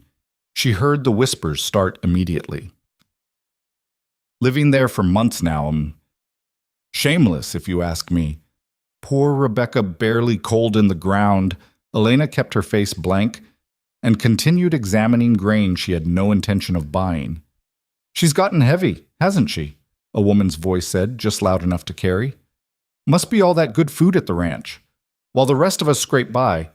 "Martha," another voice hissed. "Keep your voice down." "Why should I? Everyone's thinking it." Elena's hands tightened on Maisie. The baby, sensing her tension, started to fuss. "It's all right, sweetheart," Elena murmured. "We'll be done soon." "I heard Brennan's planning to marry her," the first woman, Martha, continued. "Can you imagine? That man could have anyone, and he chooses her." "Desperation, probably. She trapped him with the baby. Or maybe she's just easier than a real woman. Less work to—" "That's enough." The new voice was cold and sharp. Elena turned to find Colt standing at the end of the aisle, his face like granite. Martha and her companion, Elena recognized her now as Sarah Mills, the hotel owner's wife, both went pale. "Mr. Brennan?" Martha stammered. "We were just gossiping about my fiancé," Colt finished. "Yeah, I heard." The word fiancé dropped into the conversation like a stone into still water. "Your what?" Sarah managed. "My fiancé," Colt repeated, his voice carrying through the suddenly silent store. "Elena and I are engaged to be married. So if you've got something to say about her, you can say it to my face. Or better yet, you can keep your mouth shut and mind your own business." Martha's face had gone from pale to red. "Well, I never—" "Then maybe you should start." Colt turned to Elena. "You ready to go?" Elena nodded, not trusting her voice. They left the store in silence. Walsh had already loaded the supplies into the wagon, his expression carefully blank. Colt paid him, and they climbed up onto the seat. As they rolled out of town, Elena could feel every eye on them. "You didn't have to do that," she said quietly. "Yes, I did. Now the whole town knows." "Good." Colt's jaw was tight.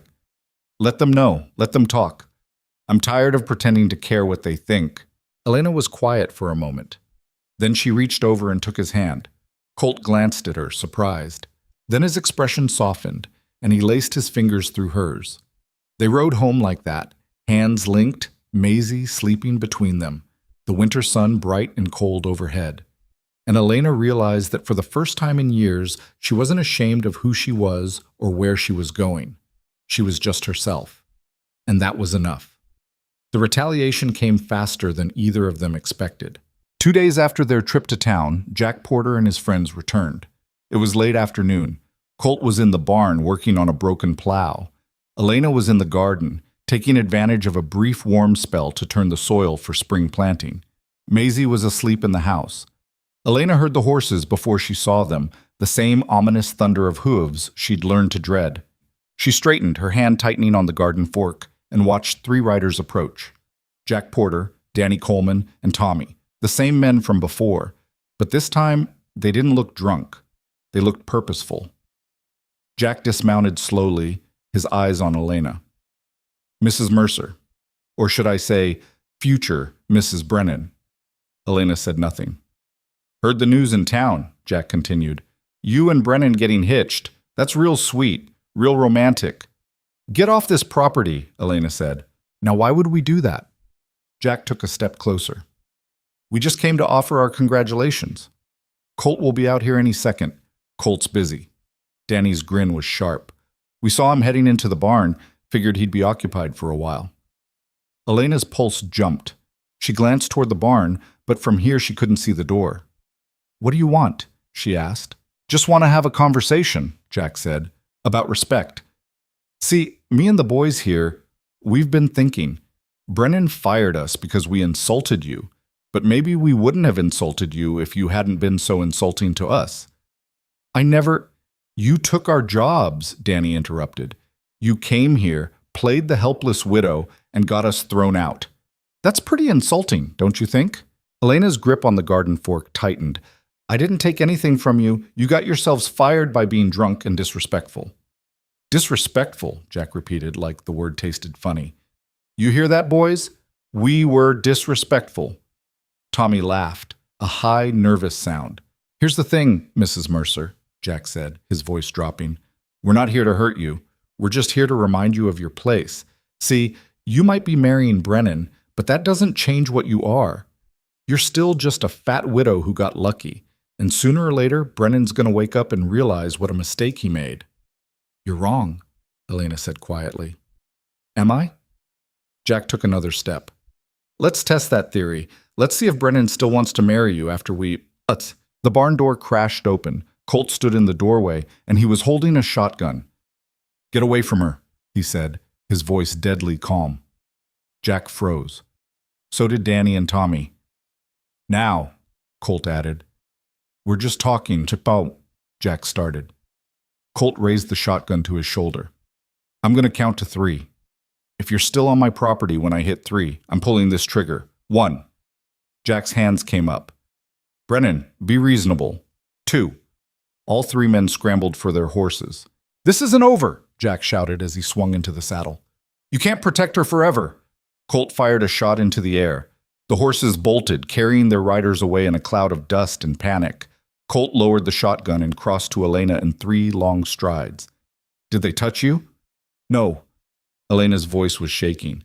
They were trying to scare me." "They succeeded." Colt's face was pale. "I shouldn't have left you alone out here. I heard them ride up, but by the time I grabbed the gun—" "I'm fine," Elena interrupted. "I'm all right." "No, you're not." Colt's hands were shaking as he set the shotgun aside. "None of this is all right. Those bastards keep coming back, and I can't be everywhere at once. If they'd actually tried something, but they didn't this time." Colt ran a hand through his hair, his expression anguished. Elena, this is only going to get worse. Once we're married, once it's official, they're going to escalate, and I can't. He stopped, his jaw working. Can't what? Elena asked. I can't lose you. The words came out raw. I can't watch them hurt you because you chose me. Elena stepped closer and took his face in her hands, forcing him to look at her. Listen to me. I'm not going anywhere. They don't get to scare me away, and neither does your fear. Elena, no, listen. Her voice was firm. I chose this. I chose you. And I'm not backing down because some scared little men want to feel powerful. If anything, this just proves we're doing the right thing. Because if they're this desperate to stop us, it means we're winning. Colt stared at her, then slowly, something in his expression shifted. You're braver than I am, he said quietly. No, I'm not. I'm just tired of running. Elena pulled his face down to hers and kissed him hard. So let's stop running. Let's get married, now. Colt blinked. Now? This week. Tomorrow, if possible. We go to town, we get the license, we stand in front of the judge and make it legal. Elena's heart was pounding. No more waiting, no more giving them time to tear us apart. We just do it. Are you sure? Completely. What about courtship? What about taking time? I don't need more time. Elena's voice was steady. I know what I want, and I want you, all of you, for as long as we've got. Colt's arms came around her, pulling her close. For a long moment, they just held each other in the fading afternoon light. Then Colt pulled back just enough to meet her eyes. Tomorrow morning, we ride to town, get the license, and find the judge. We do this right. Together, Elena said. Together, Colt agreed. And for the first time since Jack Porter and his friends had ridden up, Elena felt the fear ease. They weren't running anymore. They were fighting back. They left for town at first light. Elena wore Rebecca's blue dress, the nicest one in the trunk, with clean lines and minimal wear. She'd stayed up half the night taking it in at the waist and letting it out through the hips, her fingers clumsy with nerves and anticipation. It still didn't fit quite right, but it was respectable, clean. The kind of dress a woman wore to important occasions, the kind of dress a woman wore to get married. Colt had shaved and put on his best shirt, a dark gray wool that made his eyes look almost black. He'd slicked his hair back with water, though it was already starting to escape by the time they climbed into the wagon. Maisie sat between them in her basket, babbling at the morning sky. The ride to Red Hollow felt both endless and too short. Elena's stomach was a knot of tension. She kept running through possible scenarios, what the judge would say, how the town would react, whether anyone would try to stop them. You're thinking too loud, Colt said. Elena glanced at him. What? I can hear you thinking from here. Your face gets all pinched. My face does not get pinched. It does. Colt reached over and smoothed the furrow between her eyebrows with his thumb. Stop worrying. We ride in, we get the license, we get married. Simple. Nothing about this is simple. Sure it is. 2 people, 1 judge, some paperwork, done. Elena wanted to believe him, but she'd lived in Red Hollow long enough to know that nothing involving this town's opinion was ever simple. They reached the outskirts just after 9. The streets were already busy, farmers bringing goods to market, women heading to the general store, ranch hands loitering outside the saloon despite the early hour. Every single person stopped what they were doing to stare. Colt drove the wagon straight to the courthouse, a 2-story brick building at the center of town that also housed the sheriff's office and the land registry. He set the brake and turned to Elena. Last chance to change your mind, he said. Are you trying to get out of this? Hell no, just making sure you're sure. Elena took a breath. I'm sure. Colt's expression softened. He leaned over and kissed her, quick and firm and in full view of anyone watching. Elena heard a gasp from somewhere nearby. Let them look, Colt murmured against her mouth. Then he pulled back and climbed down, coming around to help her and Maisie out of the wagon. The courthouse steps were stone, worn smooth by decades of boots. Elena climbed them with her head high, Maisie on her hip, Colt's hand warm at the small of her back. Inside, the building smelled like old paper and lamp oil. A clerk sat behind a desk near the entrance, a thin young man with spectacles who looked up as they entered. Help you? He asked. We need a marriage license, Colt said. The clerk's eyes widened. He glanced between Colt and Elena, his gaze lingering on Maisie. "Both of you?" he asked stupidly. "No, just me," Colt said flatly. "I'm marrying myself. Yes, both of us." The clerk flushed. "Right. Of course. I'll need some information. Names, ages, previous marriages. Colt Brennan, 31. Widowed." Colt's voice was clipped. "Elena Mercer, 32. Also widowed. What else?" The clerk scrambled for a form. Residence? Occupation?" "Brennan Ranch, north of town. I'm a rancher. She's—" Colt paused. "I work the ranch," Elena supplied, "and care for his daughter." The clerk wrote this down with shaking hands. Elena suspected he was already composing the gossip he'd spread the moment they left. "There's a waiting period," the clerk said. 3 days from filing to ceremony." "We're waiving it," Colt interrupted. "Sir, the law allows for waiver in extenuating circumstances. This qualifies." "What circumstances?" "The circumstance that I'm asking you to waive it." Colt's voice went hard. "Is that going to be a problem?" The clerk swallowed. I'll need to check with Judge Morrison." "Then go check." The clerk fled up the stairs, his footsteps echoing in the empty hallway. Elena shifted Maisie to her other hip. "You're scaring people." "Good. Maybe they'll work faster." "Colt, I'm not waiting 3 days, Elena. Not when every ranch hand in the county knows we're here getting a license. Not when Jack Porter could show up any minute looking for trouble." Colt's jaw was tight. "We're doing this today. Whatever it takes." Elena wanted to argue, but she couldn't, because he was right.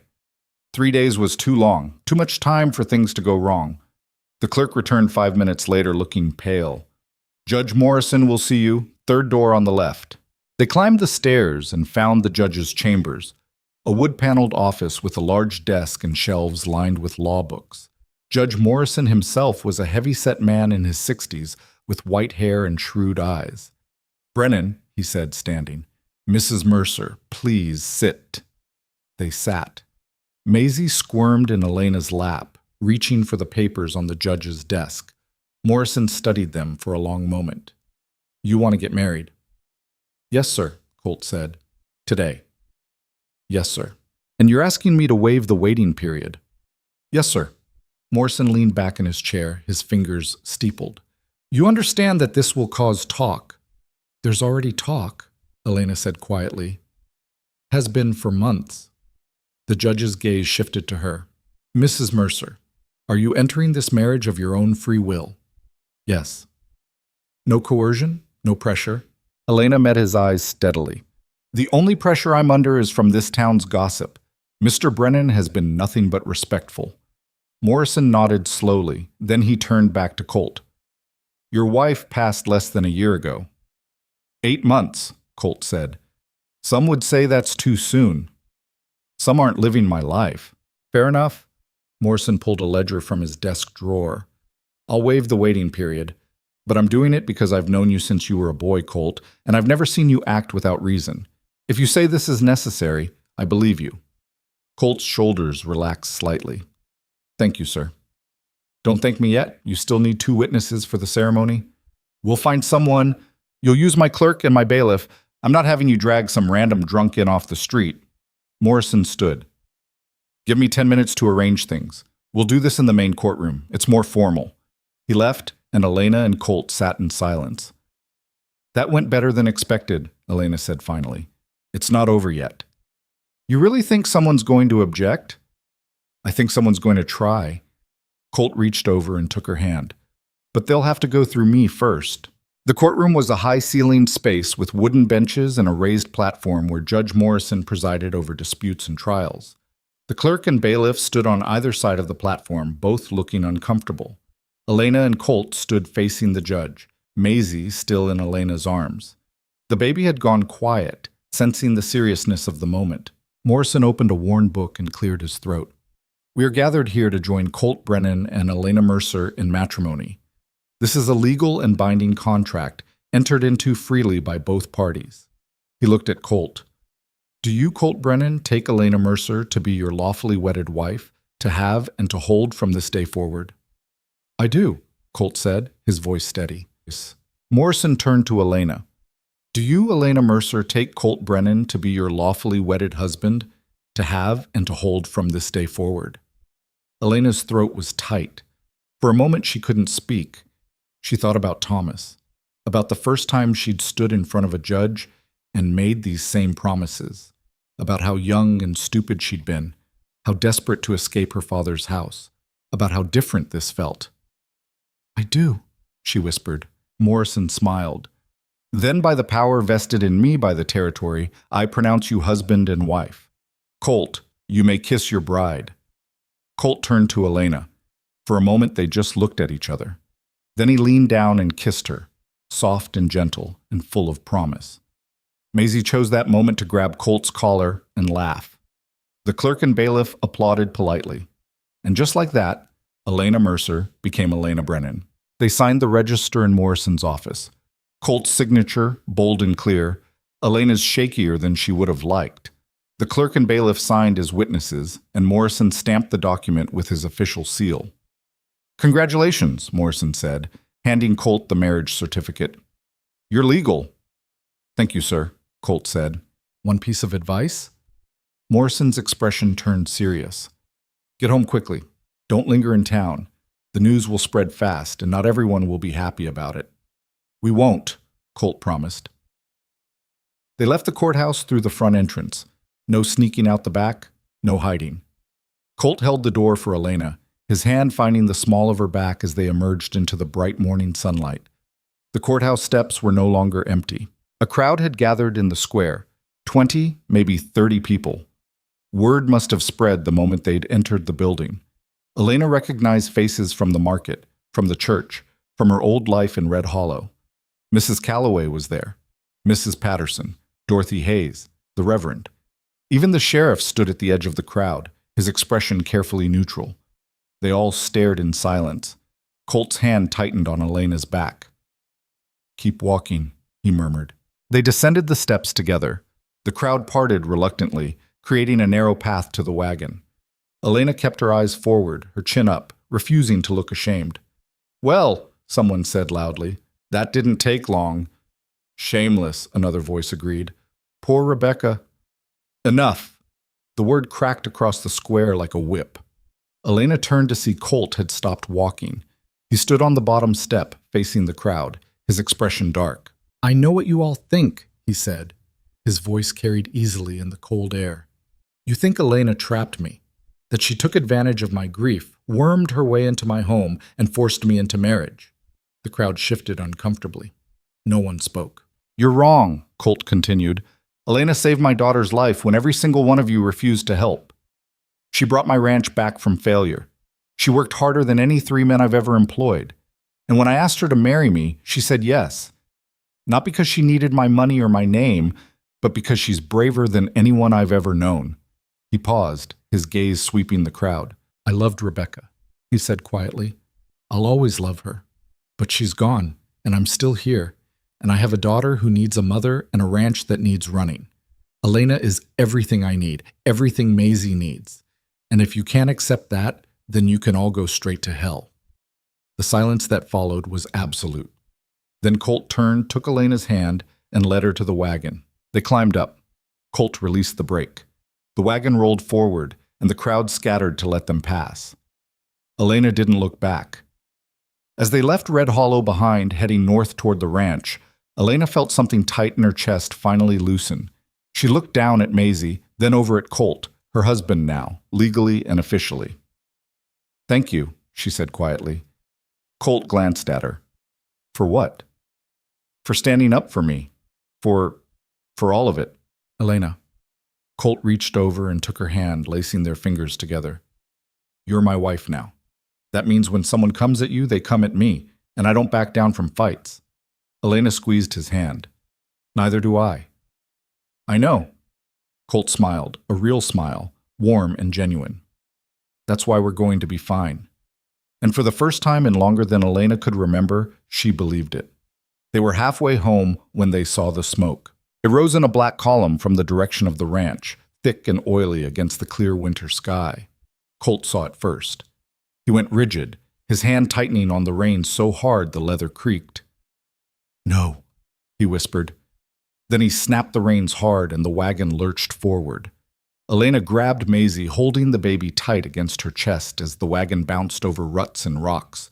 Her heart was hammering. Smoke meant fire. Fire meant, "Hold on," Colt said through gritted teeth. The horses were running now, hooves thundering against the frozen ground. The wagon swayed dangerously, but Colt didn't slow down.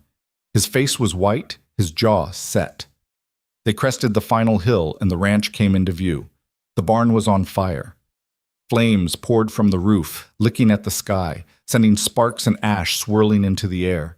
The horses inside were screaming, high, terrified sounds that made Elena's stomach turn. "The animals!" she gasped. Colt didn't answer. He drove the wagon straight into the yard and yanked the brake so hard it nearly snapped. Then he was down, running toward the barn. "Colt, wait!" But he was already at the door, throwing it open. Smoke billowed out, black and choking. Elena climbed down with Maisie, her hands shaking.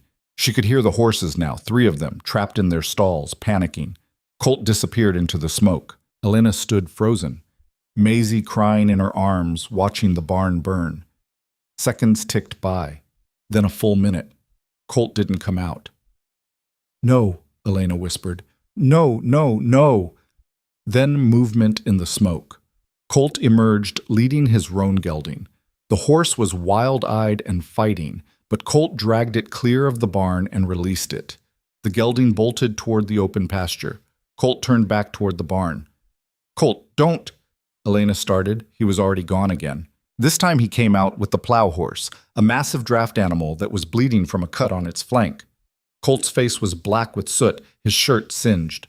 "One more!" he gasped, coughing. "There's one more! Don't go back in there!" But he was already running. The barn groaned, a deep, ominous sound. Part of the roof sagged inward, sending up a shower of sparks. Elena's heart stopped. "Colt!" For a horrible moment there was nothing, just smoke and flames and that awful creaking sound. Then Colt burst through the door with the 3rd horse, a young mare, barely more than a filly. He'd thrown his coat over her head to keep her calm, and he was hauling her forward by sheer force of will. They made it 10 feet from the barn before the roof collapsed. The sound was like thunder, a massive crash of burning timber and breaking beams. Heat rolled out in a wave that knocked Elena back a step. Colt released the mare and fell to his knees, coughing so hard his whole body shook. Elena ran to him, Maisie still clutched to her chest. She dropped to the ground beside him, one hand on his back. "Are you hurt? Colt, are you hurt?" He shook his head, still coughing. His hands were blistered, his face streaked with soot and sweat. Behind them, the barn was fully engulfed now. There was no saving it. They could only watch it burn. Colt finally managed to catch his breath. He sat back on his heels, staring at the flames, and Elena saw his expression crumble. "Everything was in there," he said hoarsely. "The tack, the feed, the tools, everything." "The house is fine," Elena said. "The animals are safe. That's what matters." "This was on purpose." Colt's voice was flat. "Someone did this." Elena's blood ran cold. "How do you know?" "Because the barn doesn't just catch fire in the middle of winter." Colt pushed himself to his feet, swaying slightly. "Someone lit it, probably while we were in town." "Jack Porter," Elena whispered. "Maybe. Or someone else from town who didn't like the idea of us getting married." Colt's hands clenched into fists. "They wanted to send a message." "What message?" "That they can hurt us. That we're not safe here." Elena stood, adjusting Maisie on her hip. The baby had gone quiet, her eyes wide and frightened. "Then what do we do?" Elena asked. Colt was quiet for a long moment, watching the barn burn. When he finally spoke, his voice was hard. "We rebuild," he said. "We show them they can't break us. We build it back stronger than before." "Colt, oshishkit." "I'm not running, Elena. I'm not letting them chase me off my own land." He turned to face her, and his eyes were fierce. "This is our home now, yours and mine and Maisie's, and nobody is taking that from us." Elena looked at him.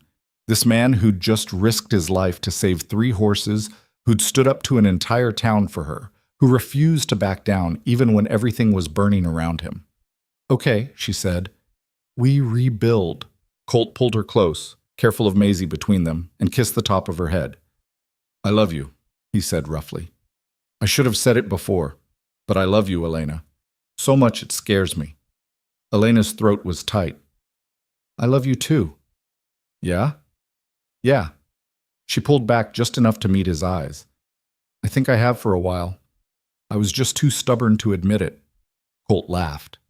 A rough, exhausted sound. That's my girl. They stood there together, watching the barn burn down to embers, and Elena realized something.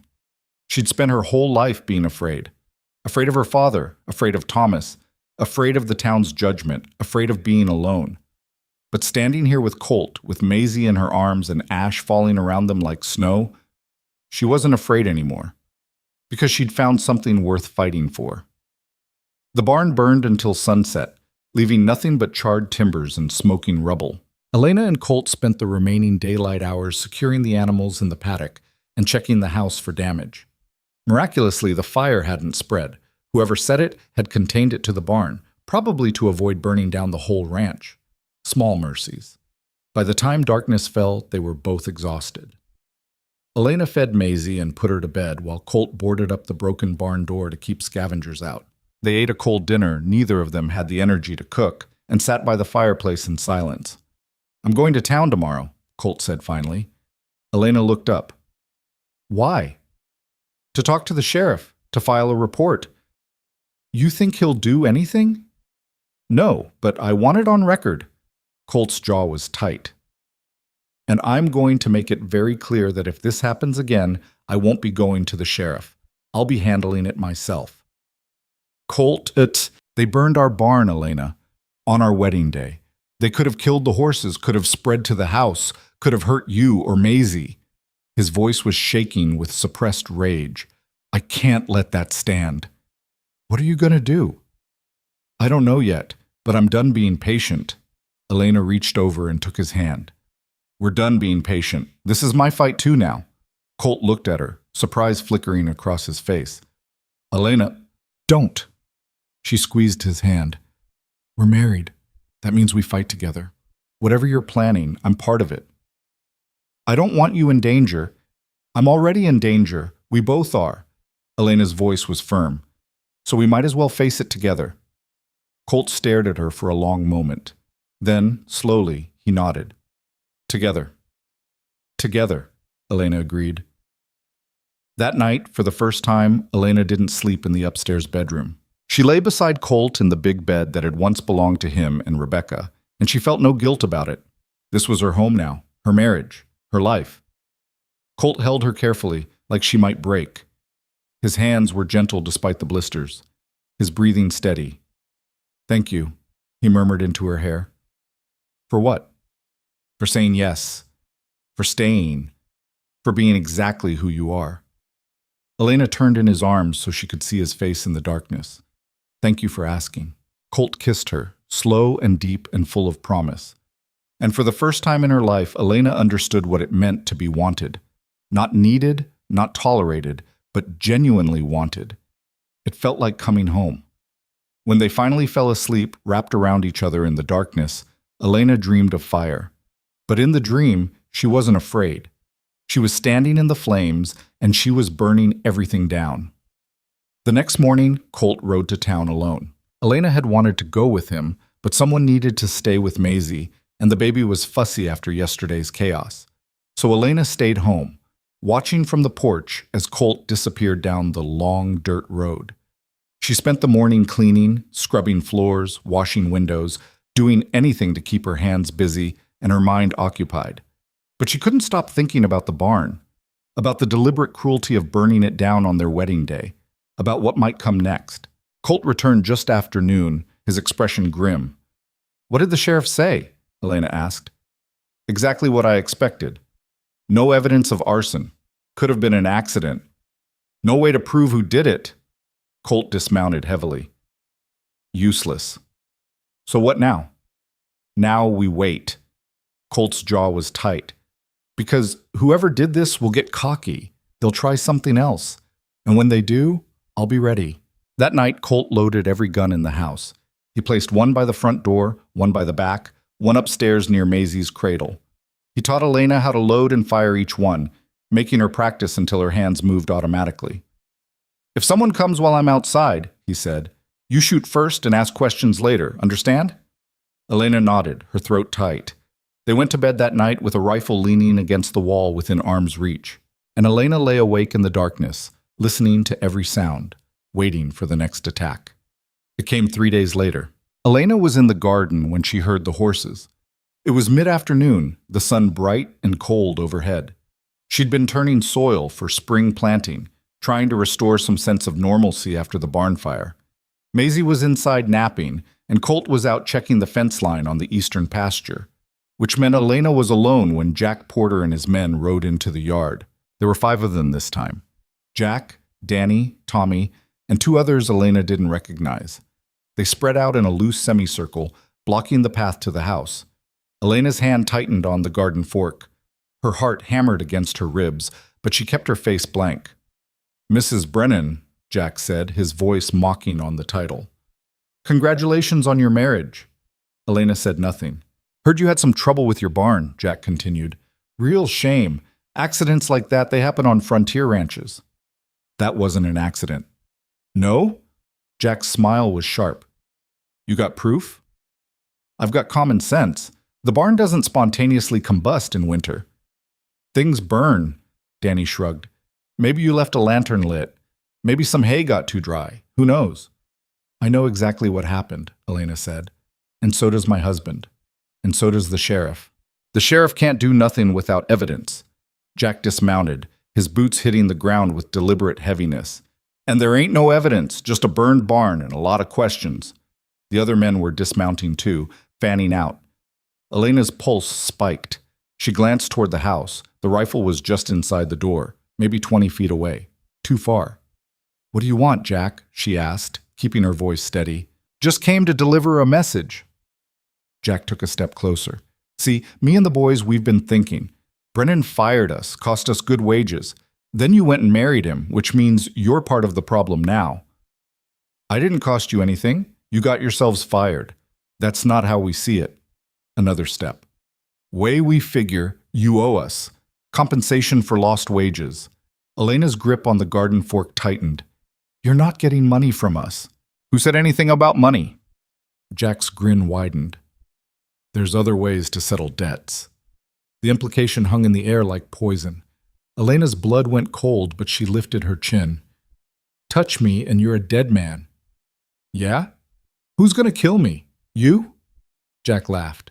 "Your husband ain't here, Mrs. Brennan. It's just you and us. And I'm thinking maybe it's time someone taught you some respect." He lunged. Elena swung the garden fork. The tines caught Jack across the forearm, tearing through his shirt and drawing blood. He yelped and stumbled back, clutching his arm. "You crazy!" Elena swung again, forcing him to dodge. "Get off my property!"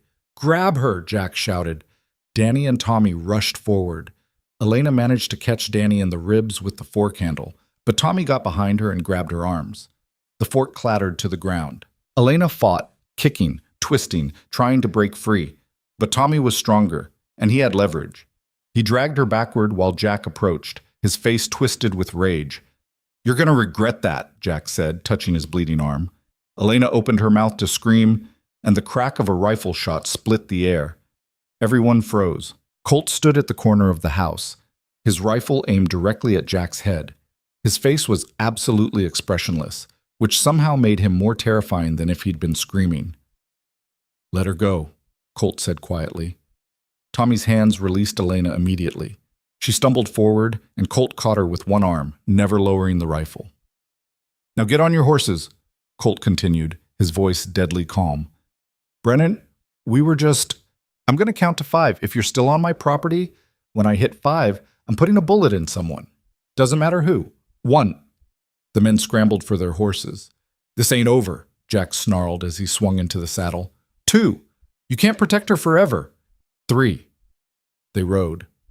Colt watched them disappear over the hill, then finally lowered the rifle. His hands were shaking. "Are you hurt?" he asked, turning to Elena. "No, I'm fine." "Did they touch you?" "Tommy grabbed my arms, but I'm fine." Colt, I'm okay. Colt pulled her against his chest, his arms coming around her so tight she could barely breathe. She felt the tremor running through his whole body. I heard the commotion from the pasture, he said hoarsely. I ran the whole way. If I'd been 5 minutes later— But you weren't. That doesn't make it better. Colt pulled back, his hands on her shoulders. This is getting worse. They're escalating. Next time they might not wait for me to be gone. They might just— He stopped, his jaw working. We can't keep living like this, Elena said quietly. I know. So what do we do? Colt was quiet for a long moment. When he spoke, his voice was hard. We end it. Tonight. Elena's stomach dropped.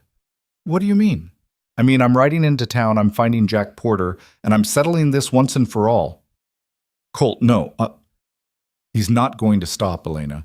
You saw him. He's going to keep coming back until someone gets hurt or killed. I won't wait for that to happen. Then we'll go to the sheriff again. The sheriff won't do anything. We already tried that. Colt's voice rose. These men burned our barn, threatened my wife, and assaulted you on our own property. And the law isn't going to touch them because there's no proof. So I'm handling it my way. By getting yourself killed? Elena grabbed his arm. Jack Porter travels with 4 other men. You think you can take on all 5 of them alone? I'm not planning to fight fair. Colt, us. What else do you want me to do? He pulled away, pacing. Just sit here and wait for them to burn the house next? To hurt you? To hurt Maisie? No, but I don't want you riding into town like some gunslinger and getting shot down in the street. Elena's voice broke. I just married you. I'm not losing you 3 days later. Colt stopped pacing. He looked at her, and something in his expression cracked. Then what? He asked quietly. What do we do, Elena? Elena took a breath, thinking fast. An idea was forming. Dangerous, maybe stupid, but it might work. We make them face what they've done, she said, in front of everyone. What? Tomorrow's Sunday. The whole town will be at church. Elena's words came faster now. We show up. We stand in front of everyone, the congregation, the sheriff, the judge, and we tell them exactly what Jack Porter and his men have been doing. We make it public. Make it impossible to ignore. Colt stared at her. You want to go to church? I want to force this town to choose. Either they condone what's happening to us, or they stand up and do something about it. But they don't get to keep pretending they don't know. They'll take Porter's side. Maybe, but maybe not. Judge Morrison married us. He knows we're not the monsters they're making us out to be. And there are other people in this town, people who aren't part of the gossip circle, who just want to live their lives. If we give them the truth, some of them might listen. And if they don't, then at least we tried, and we'll know exactly where we stand. Elena stepped closer, taking his hands. But I'm not letting you throw your life away on a fight you can't win. We're smarter than that. Colt looked down at their joined hands. This could backfire. They could run us out of town. Or they could finally see us, really see us. Elena squeezed his fingers. Either way, we're doing it together. Colt was quiet for a long moment. Then, slowly, he nodded. Together. Together, Elena agreed. That night, Elena washed and mended Rebecca's blue dress while Colt cleaned his rifle and loaded it carefully. They didn't talk much, both lost in their own thoughts. When Maisie woke crying from a nightmare, they took turns soothing her, Colt walking the floor with the baby on his shoulder while Elena sang a half-remembered lullaby her own mother had sung years ago. You're good with her, Colt said, watching them. She's easy to love. So are you. Elena looked up at him, surprised.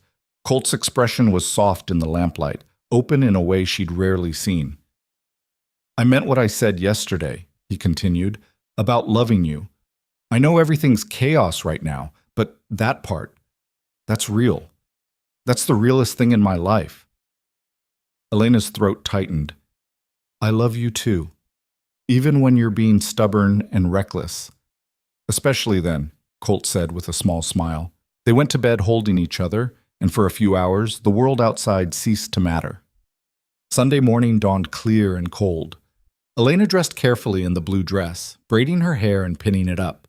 She looked at herself in the small mirror Colt had hung in the bedroom and barely recognized the woman staring back. She looked older, harder. but also stronger. Colt wore his wedding clothes again. The gray shirt, clean trousers, his best boots. He strapped his gun belt on over it, the revolver sitting heavy on his hip. "You think they'll let us in armed?" Elena asked. "I'm not walking into that church without protection. If they have a problem with it, they can ask me to leave." They bundled Maisie into her warmest blanket and loaded into the wagon. The ride to Red Hollow felt like riding toward a battle, which, Elena supposed, it was. The church sat at the north end of town, a white clapboard building with a bell tower and narrow windows. Wagons and horses were already crowded in the yard. The whole town, just as Elena had predicted. Colt pulled up to the hitching post and set the brake. For a moment, neither of them moved. "Last chance to change your mind," Colt said. "Not a chance." They climbed down together. Elena carried Maisie, and Colt walked beside her, his hand resting on the butt of his revolver. The church doors were open. Inside, Elena could hear the congregation singing some hymn about grace and redemption that felt bitterly ironic. They walked up the steps and through the doors. The singing died immediately. Every head turned. The entire congregation, maybe 100 people, stared at Colt and Elena standing in the doorway. Elena saw Mrs. Calloway, Mrs. Patterson, Dorothy Hayes. She saw the sheriff sitting near the back, Judge Morrison in the third row. And there near the middle she saw Jack Porter and his men. Reverend Matthews stood at the pulpit, his mouth hanging open. "Mr. Brennan," he managed. Mrs. Brennan, we weren't expecting—" "We came to worship," Colt said, his voice carrying through the silent church. "That's what churches are for, aren't they?" The Reverend's mouth worked. Of course, please find a seat." "Actually," Elena interrupted, "we'd like to say something first, if that's all right." The Reverend looked like he wanted to refuse, but with the whole congregation watching, he couldn't. I suppose that would be acceptable." Elena and Colt walked down the center aisle. People shrank back as they passed, like they were carrying disease. Elena kept her chin high, her grip firm on Maisie. They reached the front and turned to face the congregation. For a moment, Elena's courage almost failed. Every face was hostile, suspicious, or carefully blank. This was the town that had abandoned her when Thomas died, that had refused to help a dying baby, that had gossiped and judged and made her life hell. But then Colt's hand found hers, solid and warm, and Elena remembered why they were here. "My name is Elena Brennan," she said, her voice steadier than she felt. "Most of you know me as Elena Mercer, the widow who sold burnt bread in the market, the woman you decided wasn't worth your time or compassion." A murmur ran through the congregation. The Reverend shifted uncomfortably. 3 days ago," Elena continued, "someone burned down our barn. We lost everything we'd stored for winter: feed, tack, tools. We nearly lost 3 horses. If my husband hadn't been there to get them out, they would have died." "That was an accident," someone started. "It wasn't," Colt cut in, his voice hard. "It was arson. And we know exactly who did it." His gaze fixed on Jack Porter. Jack shifted in his seat but said nothing. "Yesterday," Elena said, 5 men came to our ranch while my husband was out checking fences. They threatened me. One of them put his hands on me. If Colt hadn't come back when he did—" Her voice caught. "I don't know what would have happened." The murmur grew louder. Several women looked shocked. Even Mrs. Patterson's expression had shifted from disapproval to something closer to concern. "We went to the sheriff," Colt said. "Twice. Both times we were told there wasn't enough evidence to do anything. So we're bringing it here, to all of you, because this isn't just about us anymore." "This is about what kind of town Red Hollow wants to be," Elena said. "A town where people help each other? Or a town where cruelty is tolerated as long as it's aimed at the right targets?" "You brought this on yourselves," a voice called out. Elena recognized it. Martha, the woman from the feed store. "Living in sin, flaunting your relationship." "We're married," Colt said flatly.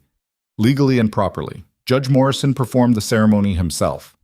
All eyes turned to Morrison, who nodded confirmation. "But even if we weren't," Elena continued, "that wouldn't justify arson, or assault, or driving us off our own land. I came to this ranch to save a dying baby. That's all. Everything that's happened since then, us falling in love, getting married, that's between us. Not you." "She's right," a new voice said. Elena turned, surprised. An older man in the back row had stood, someone she didn't recognize, weathered and lean with gray hair. "I'm Tom Harrison," he said. "I ranch about 10 miles north of Brennan's place, and I've watched this whole situation with a fair bit of disgust." Several people turned to stare at him. "Colt Brennan lost his wife in childbirth," Harrison continued. "His baby was dying, and when he came to this town begging for help, every single one of you turned your backs. Every one of you except Mrs. Brennan here. She stepped up when no one else would. And you've been punishing her for it ever since." "That's not fair," Mrs. Calloway started. "It's completely fair," Harrison interrupted. "I've heard the gossip. I've watched you people treat this woman like garbage for doing a decent thing. And now someone's burning barns and threatening violence, and you're all sitting here acting like she deserves it?" Silence fell. "If this is what passes for community in Red Hollow," Harrison said, "then I'm ashamed to trade here." He sat down. The silence stretched. Then another person stood, a younger woman Elena didn't know. "I agree with Mr. Harrison," she said quietly. "I'm Sarah Mitchell. My husband and I just moved here last month. We don't know the history, but—" She looked at Elena. "Burning someone's barn isn't right. Threatening a woman isn't right. I don't care what the circumstances are." Judge Morrison stood next. "I performed the marriage between Mr. and Mrs. Brennan 3 days ago. Both parties entered into it freely and legally. Whatever personal opinions any of you might have about the timing or the circumstances, this is a legal marriage, and attacking a man's wife is a crime." He turned to look directly at the sheriff. "A crime that should be investigated." The sheriff, a round man named Miller, who'd always been more politician than lawman, looked deeply uncomfortable. "Judge, without evidence, there are 5 witnesses sitting in this church right now," Morrison said, gesturing at Jack Porter and his men. "Seems to me that's a good place to start asking questions." All eyes turned to Jack. He stood slowly, his face flushed. "This is ridiculous. We didn't do anything—" "You told me yourself you were at the ranch yesterday," Danny blurted out. Then he seemed to realize what he'd said and went pale. Jack shot him a murderous look. "Is that true?" Sheriff Miller asked, standing. "Were you at the Brennan Ranch yesterday?" We were delivering a message." "What message?" Colt's voice was deadly quiet. Jack's mouth opened and closed. Around him, his men were shifting nervously, avoiding eye contact. "You came to my ranch," Colt continued, stepping forward, "while I was out. You threatened my wife, you put your hands on her, and you think you can sit here in church and lie about it?" "I didn't touch her. Tommy did," Elena said. "He grabbed my arms and held me while you approached. I have the bruises to prove it." She pushed up her sleeve, revealing the dark fingerprints on her forearm. The congregation gasped. Tommy looked like he wanted to sink through the floor. "I didn't mean she was fighting because you were attacking me on my own property," Elena said. Sheriff Miller looked at Jack Porter with something approaching disgust.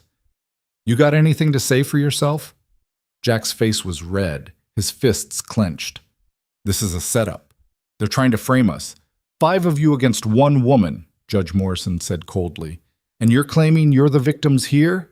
"She attacked me first," Jack pointed at his bandaged arm. "Look what she did." "Because you were trespassing," Colt said. "She had every right to defend herself." "Sheriff," Morrison said, his voice carrying authority, "I'm formally requesting you arrest these men for trespassing, assault, and arson pending investigation." Miller looked torn. Arresting 5 men, especially men with friends and family in town, was politically dangerous. But with the whole congregation watching, with Judge Morrison staring him down, he didn't have much choice. "All right," Miller said reluctantly. "Jack Porter, Danny Coleman, Tommy Fisher, you 3 come with me. We're going to have a conversation down at the jail." "This is bullshit," Jack exploded.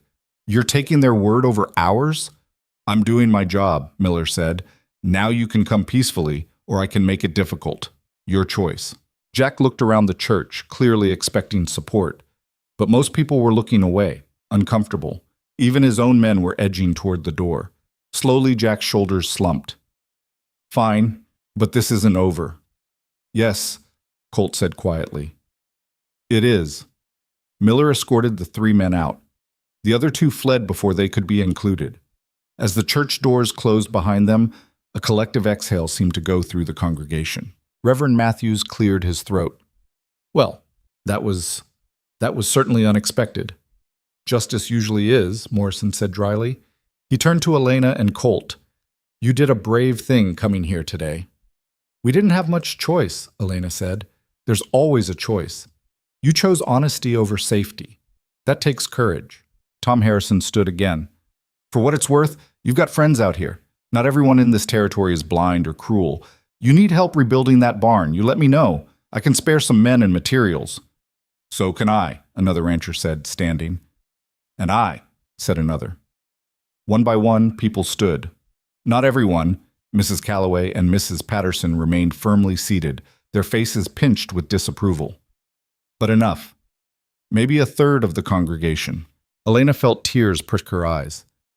Thank you, she whispered. Colt's hand tightened on hers. Thank you, he echoed, his voice rough. They left the church shortly after, walking out into the bright winter morning. Behind them, Elena could hear the murmur of conversation starting up again. But it sounded different now, less hostile, more thoughtful. You think it'll stick? Colt asked as they climbed into the wagon. The arrests? I don't know, Elena admitted. But at least people know the truth now. That's something. It's more than something. Colt kissed her forehead. It's everything. The charges against Jack Porter and his men didn't stick. Not entirely. The sheriff held them for 3 days, but without direct evidence of the arson, he couldn't make it stand. The assault charges were harder to dismiss with Elena's bruises and multiple witnesses, but Jack's family hired a lawyer from the territorial capital who argued self-defense in trespassing disputes. In the end, Jack and his men were fined and ordered to stay away from the Brennan Ranch. It wasn't justice exactly, but it was something. And more importantly, the town's attitude began to shift. Tom Harrison kept his word. 2 days after the church confrontation, he showed up at the ranch with 4 of his hands and a wagon full of lumber. Over the next 3 weeks, they rebuilt the barn, bigger and stronger than before. Other ranchers contributed too. Materials, labor, even a few head of cattle to replace the ones Colt had been forced to sell after the fire. The Mitchells, the young couple from church, brought food and offered to help Elena with Maisie whenever she needed it. It wasn't everyone. Mrs. Calloway still crossed the street when she saw Elena. Mrs. Patterson refused to acknowledge her existence. There were whispers, always whispers, but there was also help, community, the beginning of acceptance. People are complicated, Judge Morrison said one afternoon when he stopped by to check on the barn's progress. They're not all good or all bad. Most of them are just trying to get by, and they follow whoever's loudest. You gave them a different voice to listen to. That matters. Will it last? Elena asked. Some of it will, some won't. But you've made a space for yourselves here. That's more than most people manage. Spring came slowly that year, but it came. The garden Elena had planted before the fire began to sprout. The new barn stood solid and square, its wood still pale and unseasoned but functional. The horses settled into their new stalls without fuss, and Maisie took her first steps. It happened on a warm April afternoon while Elena was hanging laundry. She'd set Maisie down in the grass, and the baby had pulled herself up on a fence post, wobbled for a moment, then let go. 3 steps. 4. Then she plopped down on her bottom and laughed. "Colt!" Elena shouted. "Colt! Come here!" He came running from the barn, probably expecting disaster. When he saw Maisie sitting in the grass, grinning proudly, his expression shifted from panic to confusion. "She walked," Elena said, her voice shaking. She walked." Colt knelt down in front of his daughter. "You walked? All by yourself?" Maisie reached for him, babbling excitedly. Colt picked her up and held her high, spinning in a circle. "That's my girl. That's my brilliant, beautiful girl." Elena watched them, her heart so full it hurt. This man who'd been broken by grief was laughing now, wholly and completely, his daughter giggling in his arms. He caught Elena's eye and pulled her into the embrace, the 3 of them together in the spring sunshine. "We made it," Colt said quietly. "We did," Elena agreed. And for the first time in longer than she could remember, Elena believed in tomorrow. Summer brought good crops and better weather. The ranch prospered in small ways, eggs selling well at market, a successful cattle trade, the first vegetables from Elena's expanded garden. But more than that, the ranch felt like home. Elena had learned every creak of the floorboards, every corner that needed dusting, every window that stuck in humid weather. She knew where Colt kept his tools and which mug he preferred for morning coffee. She knew that Maisie liked to be rocked to sleep facing the window, and that she'd only eat carrots if they were cut into small pieces. She knew the weight of Colt's arm around her waist at night, the sound of his breathing, the way he whispered, "I love you," into her hair when he thought she was sleeping. She'd learned what it meant to be part of something bigger than herself, to build a life with someone instead of just surviving beside them. One evening in late June, they sat on the porch watching Maisie chase fireflies in the yard. The baby was 11 months old now, walking confidently and starting to form words. She looked like her mother, but had Colt's stubbornness. "Happy?" Colt asked. Elena leaned against his shoulder. "Yeah, I think I am." "You think?" "I'm not used to it yet. Being happy. Every time I feel it, I expect something to go wrong." "Nothing's going wrong," Colt said firmly. "We're past that." "Are we? We survived everything they threw at us, the gossip, the fire, the attacks. We're still here, still together. That's not luck, Elena. That's us being stronger than anything trying to break us." Elena thought about that, about the woman she'd been 8 months ago, frightened, ashamed, convinced she deserved nothing better than scraps and cruelty. And the woman she was now, married, loved, capable of defending herself and the people she cared about. "We are strong," she said slowly. "Aren't we?" "Damn right we are," Maisie shrieked with delight, having caught a firefly in her small hands. She ran to the porch to show them, her face glowing with pride. "Look, Mama," she said, her first clear word for Elena.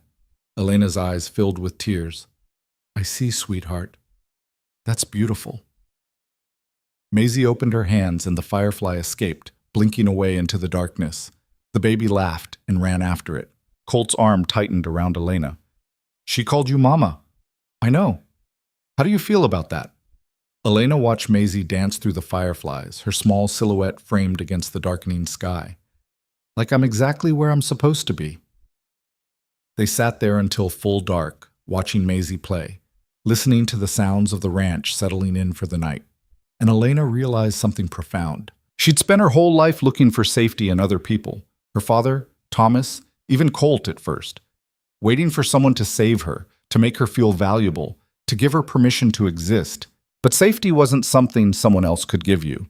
It was something you built yourself, brick by brick, choice by choice. It was standing up even when you were terrified. It was fighting back when the world said you should accept your place. It was loving fiercely, despite every reason to protect your heart.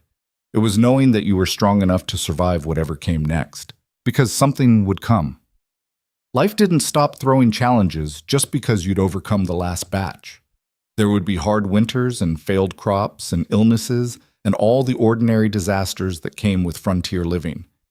But Elena wasn't afraid anymore, because she wasn't alone. She had Colt, who saw her as an equal partner rather than a burden. She had Maisie, who loved her without conditions. She had a home she'd helped build and a community, however imperfect, that was slowly learning to accept them. She had herself, the woman she'd become through fire and fear and fighting back. And that was enough. "What are you thinking about?" Colt asked. "How far we've come." "It's been a hell of a year." "It has." Elena turned to look at him, this man who'd become her whole world without her quite realizing when it happened. "I love you. I don't say it enough, but I do. More than I thought I could love anyone." Colt's expression softened. "I love you too. More every day. Even when I'm stubborn?" "Especially then." They kissed while Maisie played in the yard and the ranch stood solid around them, and the future stretched out full of possibility. Years later, when people asked Elena about that first year, about the barn fire and the confrontation in church and all the darkness that came before the light, she'd tell them the truth, that it was hard, that she was scared most of the time, that there were moments she wanted to give up and run away and hide from everything. But she'd also tell them about the moment she chose to stay, about standing in that church and refusing to be ashamed, about learning that strength wasn't about never being afraid. It was about being afraid and doing the right thing anyway. She'd tell them about Colt, who loved her not despite her flaws, but because of them, who saw her clearly and chose her anyway. She'd tell them about Maisie, who taught her that love wasn't something you had to earn. It was something you gave and received freely without keeping score. And she'd tell them about the ranch, their ranch, where two broken people came together and built something worth defending. Because in the end, that was the story. Not about finding perfection or achieving some impossible ideal, but about two people who refused to let the world define them, who fought for each other when no one else would, who built a life worth living from the ashes of everything they'd lost. That was the legacy Elena and Colt left behind. Not just land or buildings or bloodlines, but the memory of two people who loved fiercely in a world that tried to break them. And that was more than enough. The sun set over the Brennan Ranch, painting the sky in shades of gold and red and purple. In the yard, Maisie caught one last firefly and carried it carefully to her mother, her small face serious with concentration. "For you, Mama," she said. Elena took the firefly gently, holding it for a moment before releasing it back into the night. "Thank you, sweet girl." Maisie climbed into her lap, and Colt's arm came around both of them, and they sat there together as the darkness settled and the stars came out one by one. And in that moment, everything was exactly as it should be.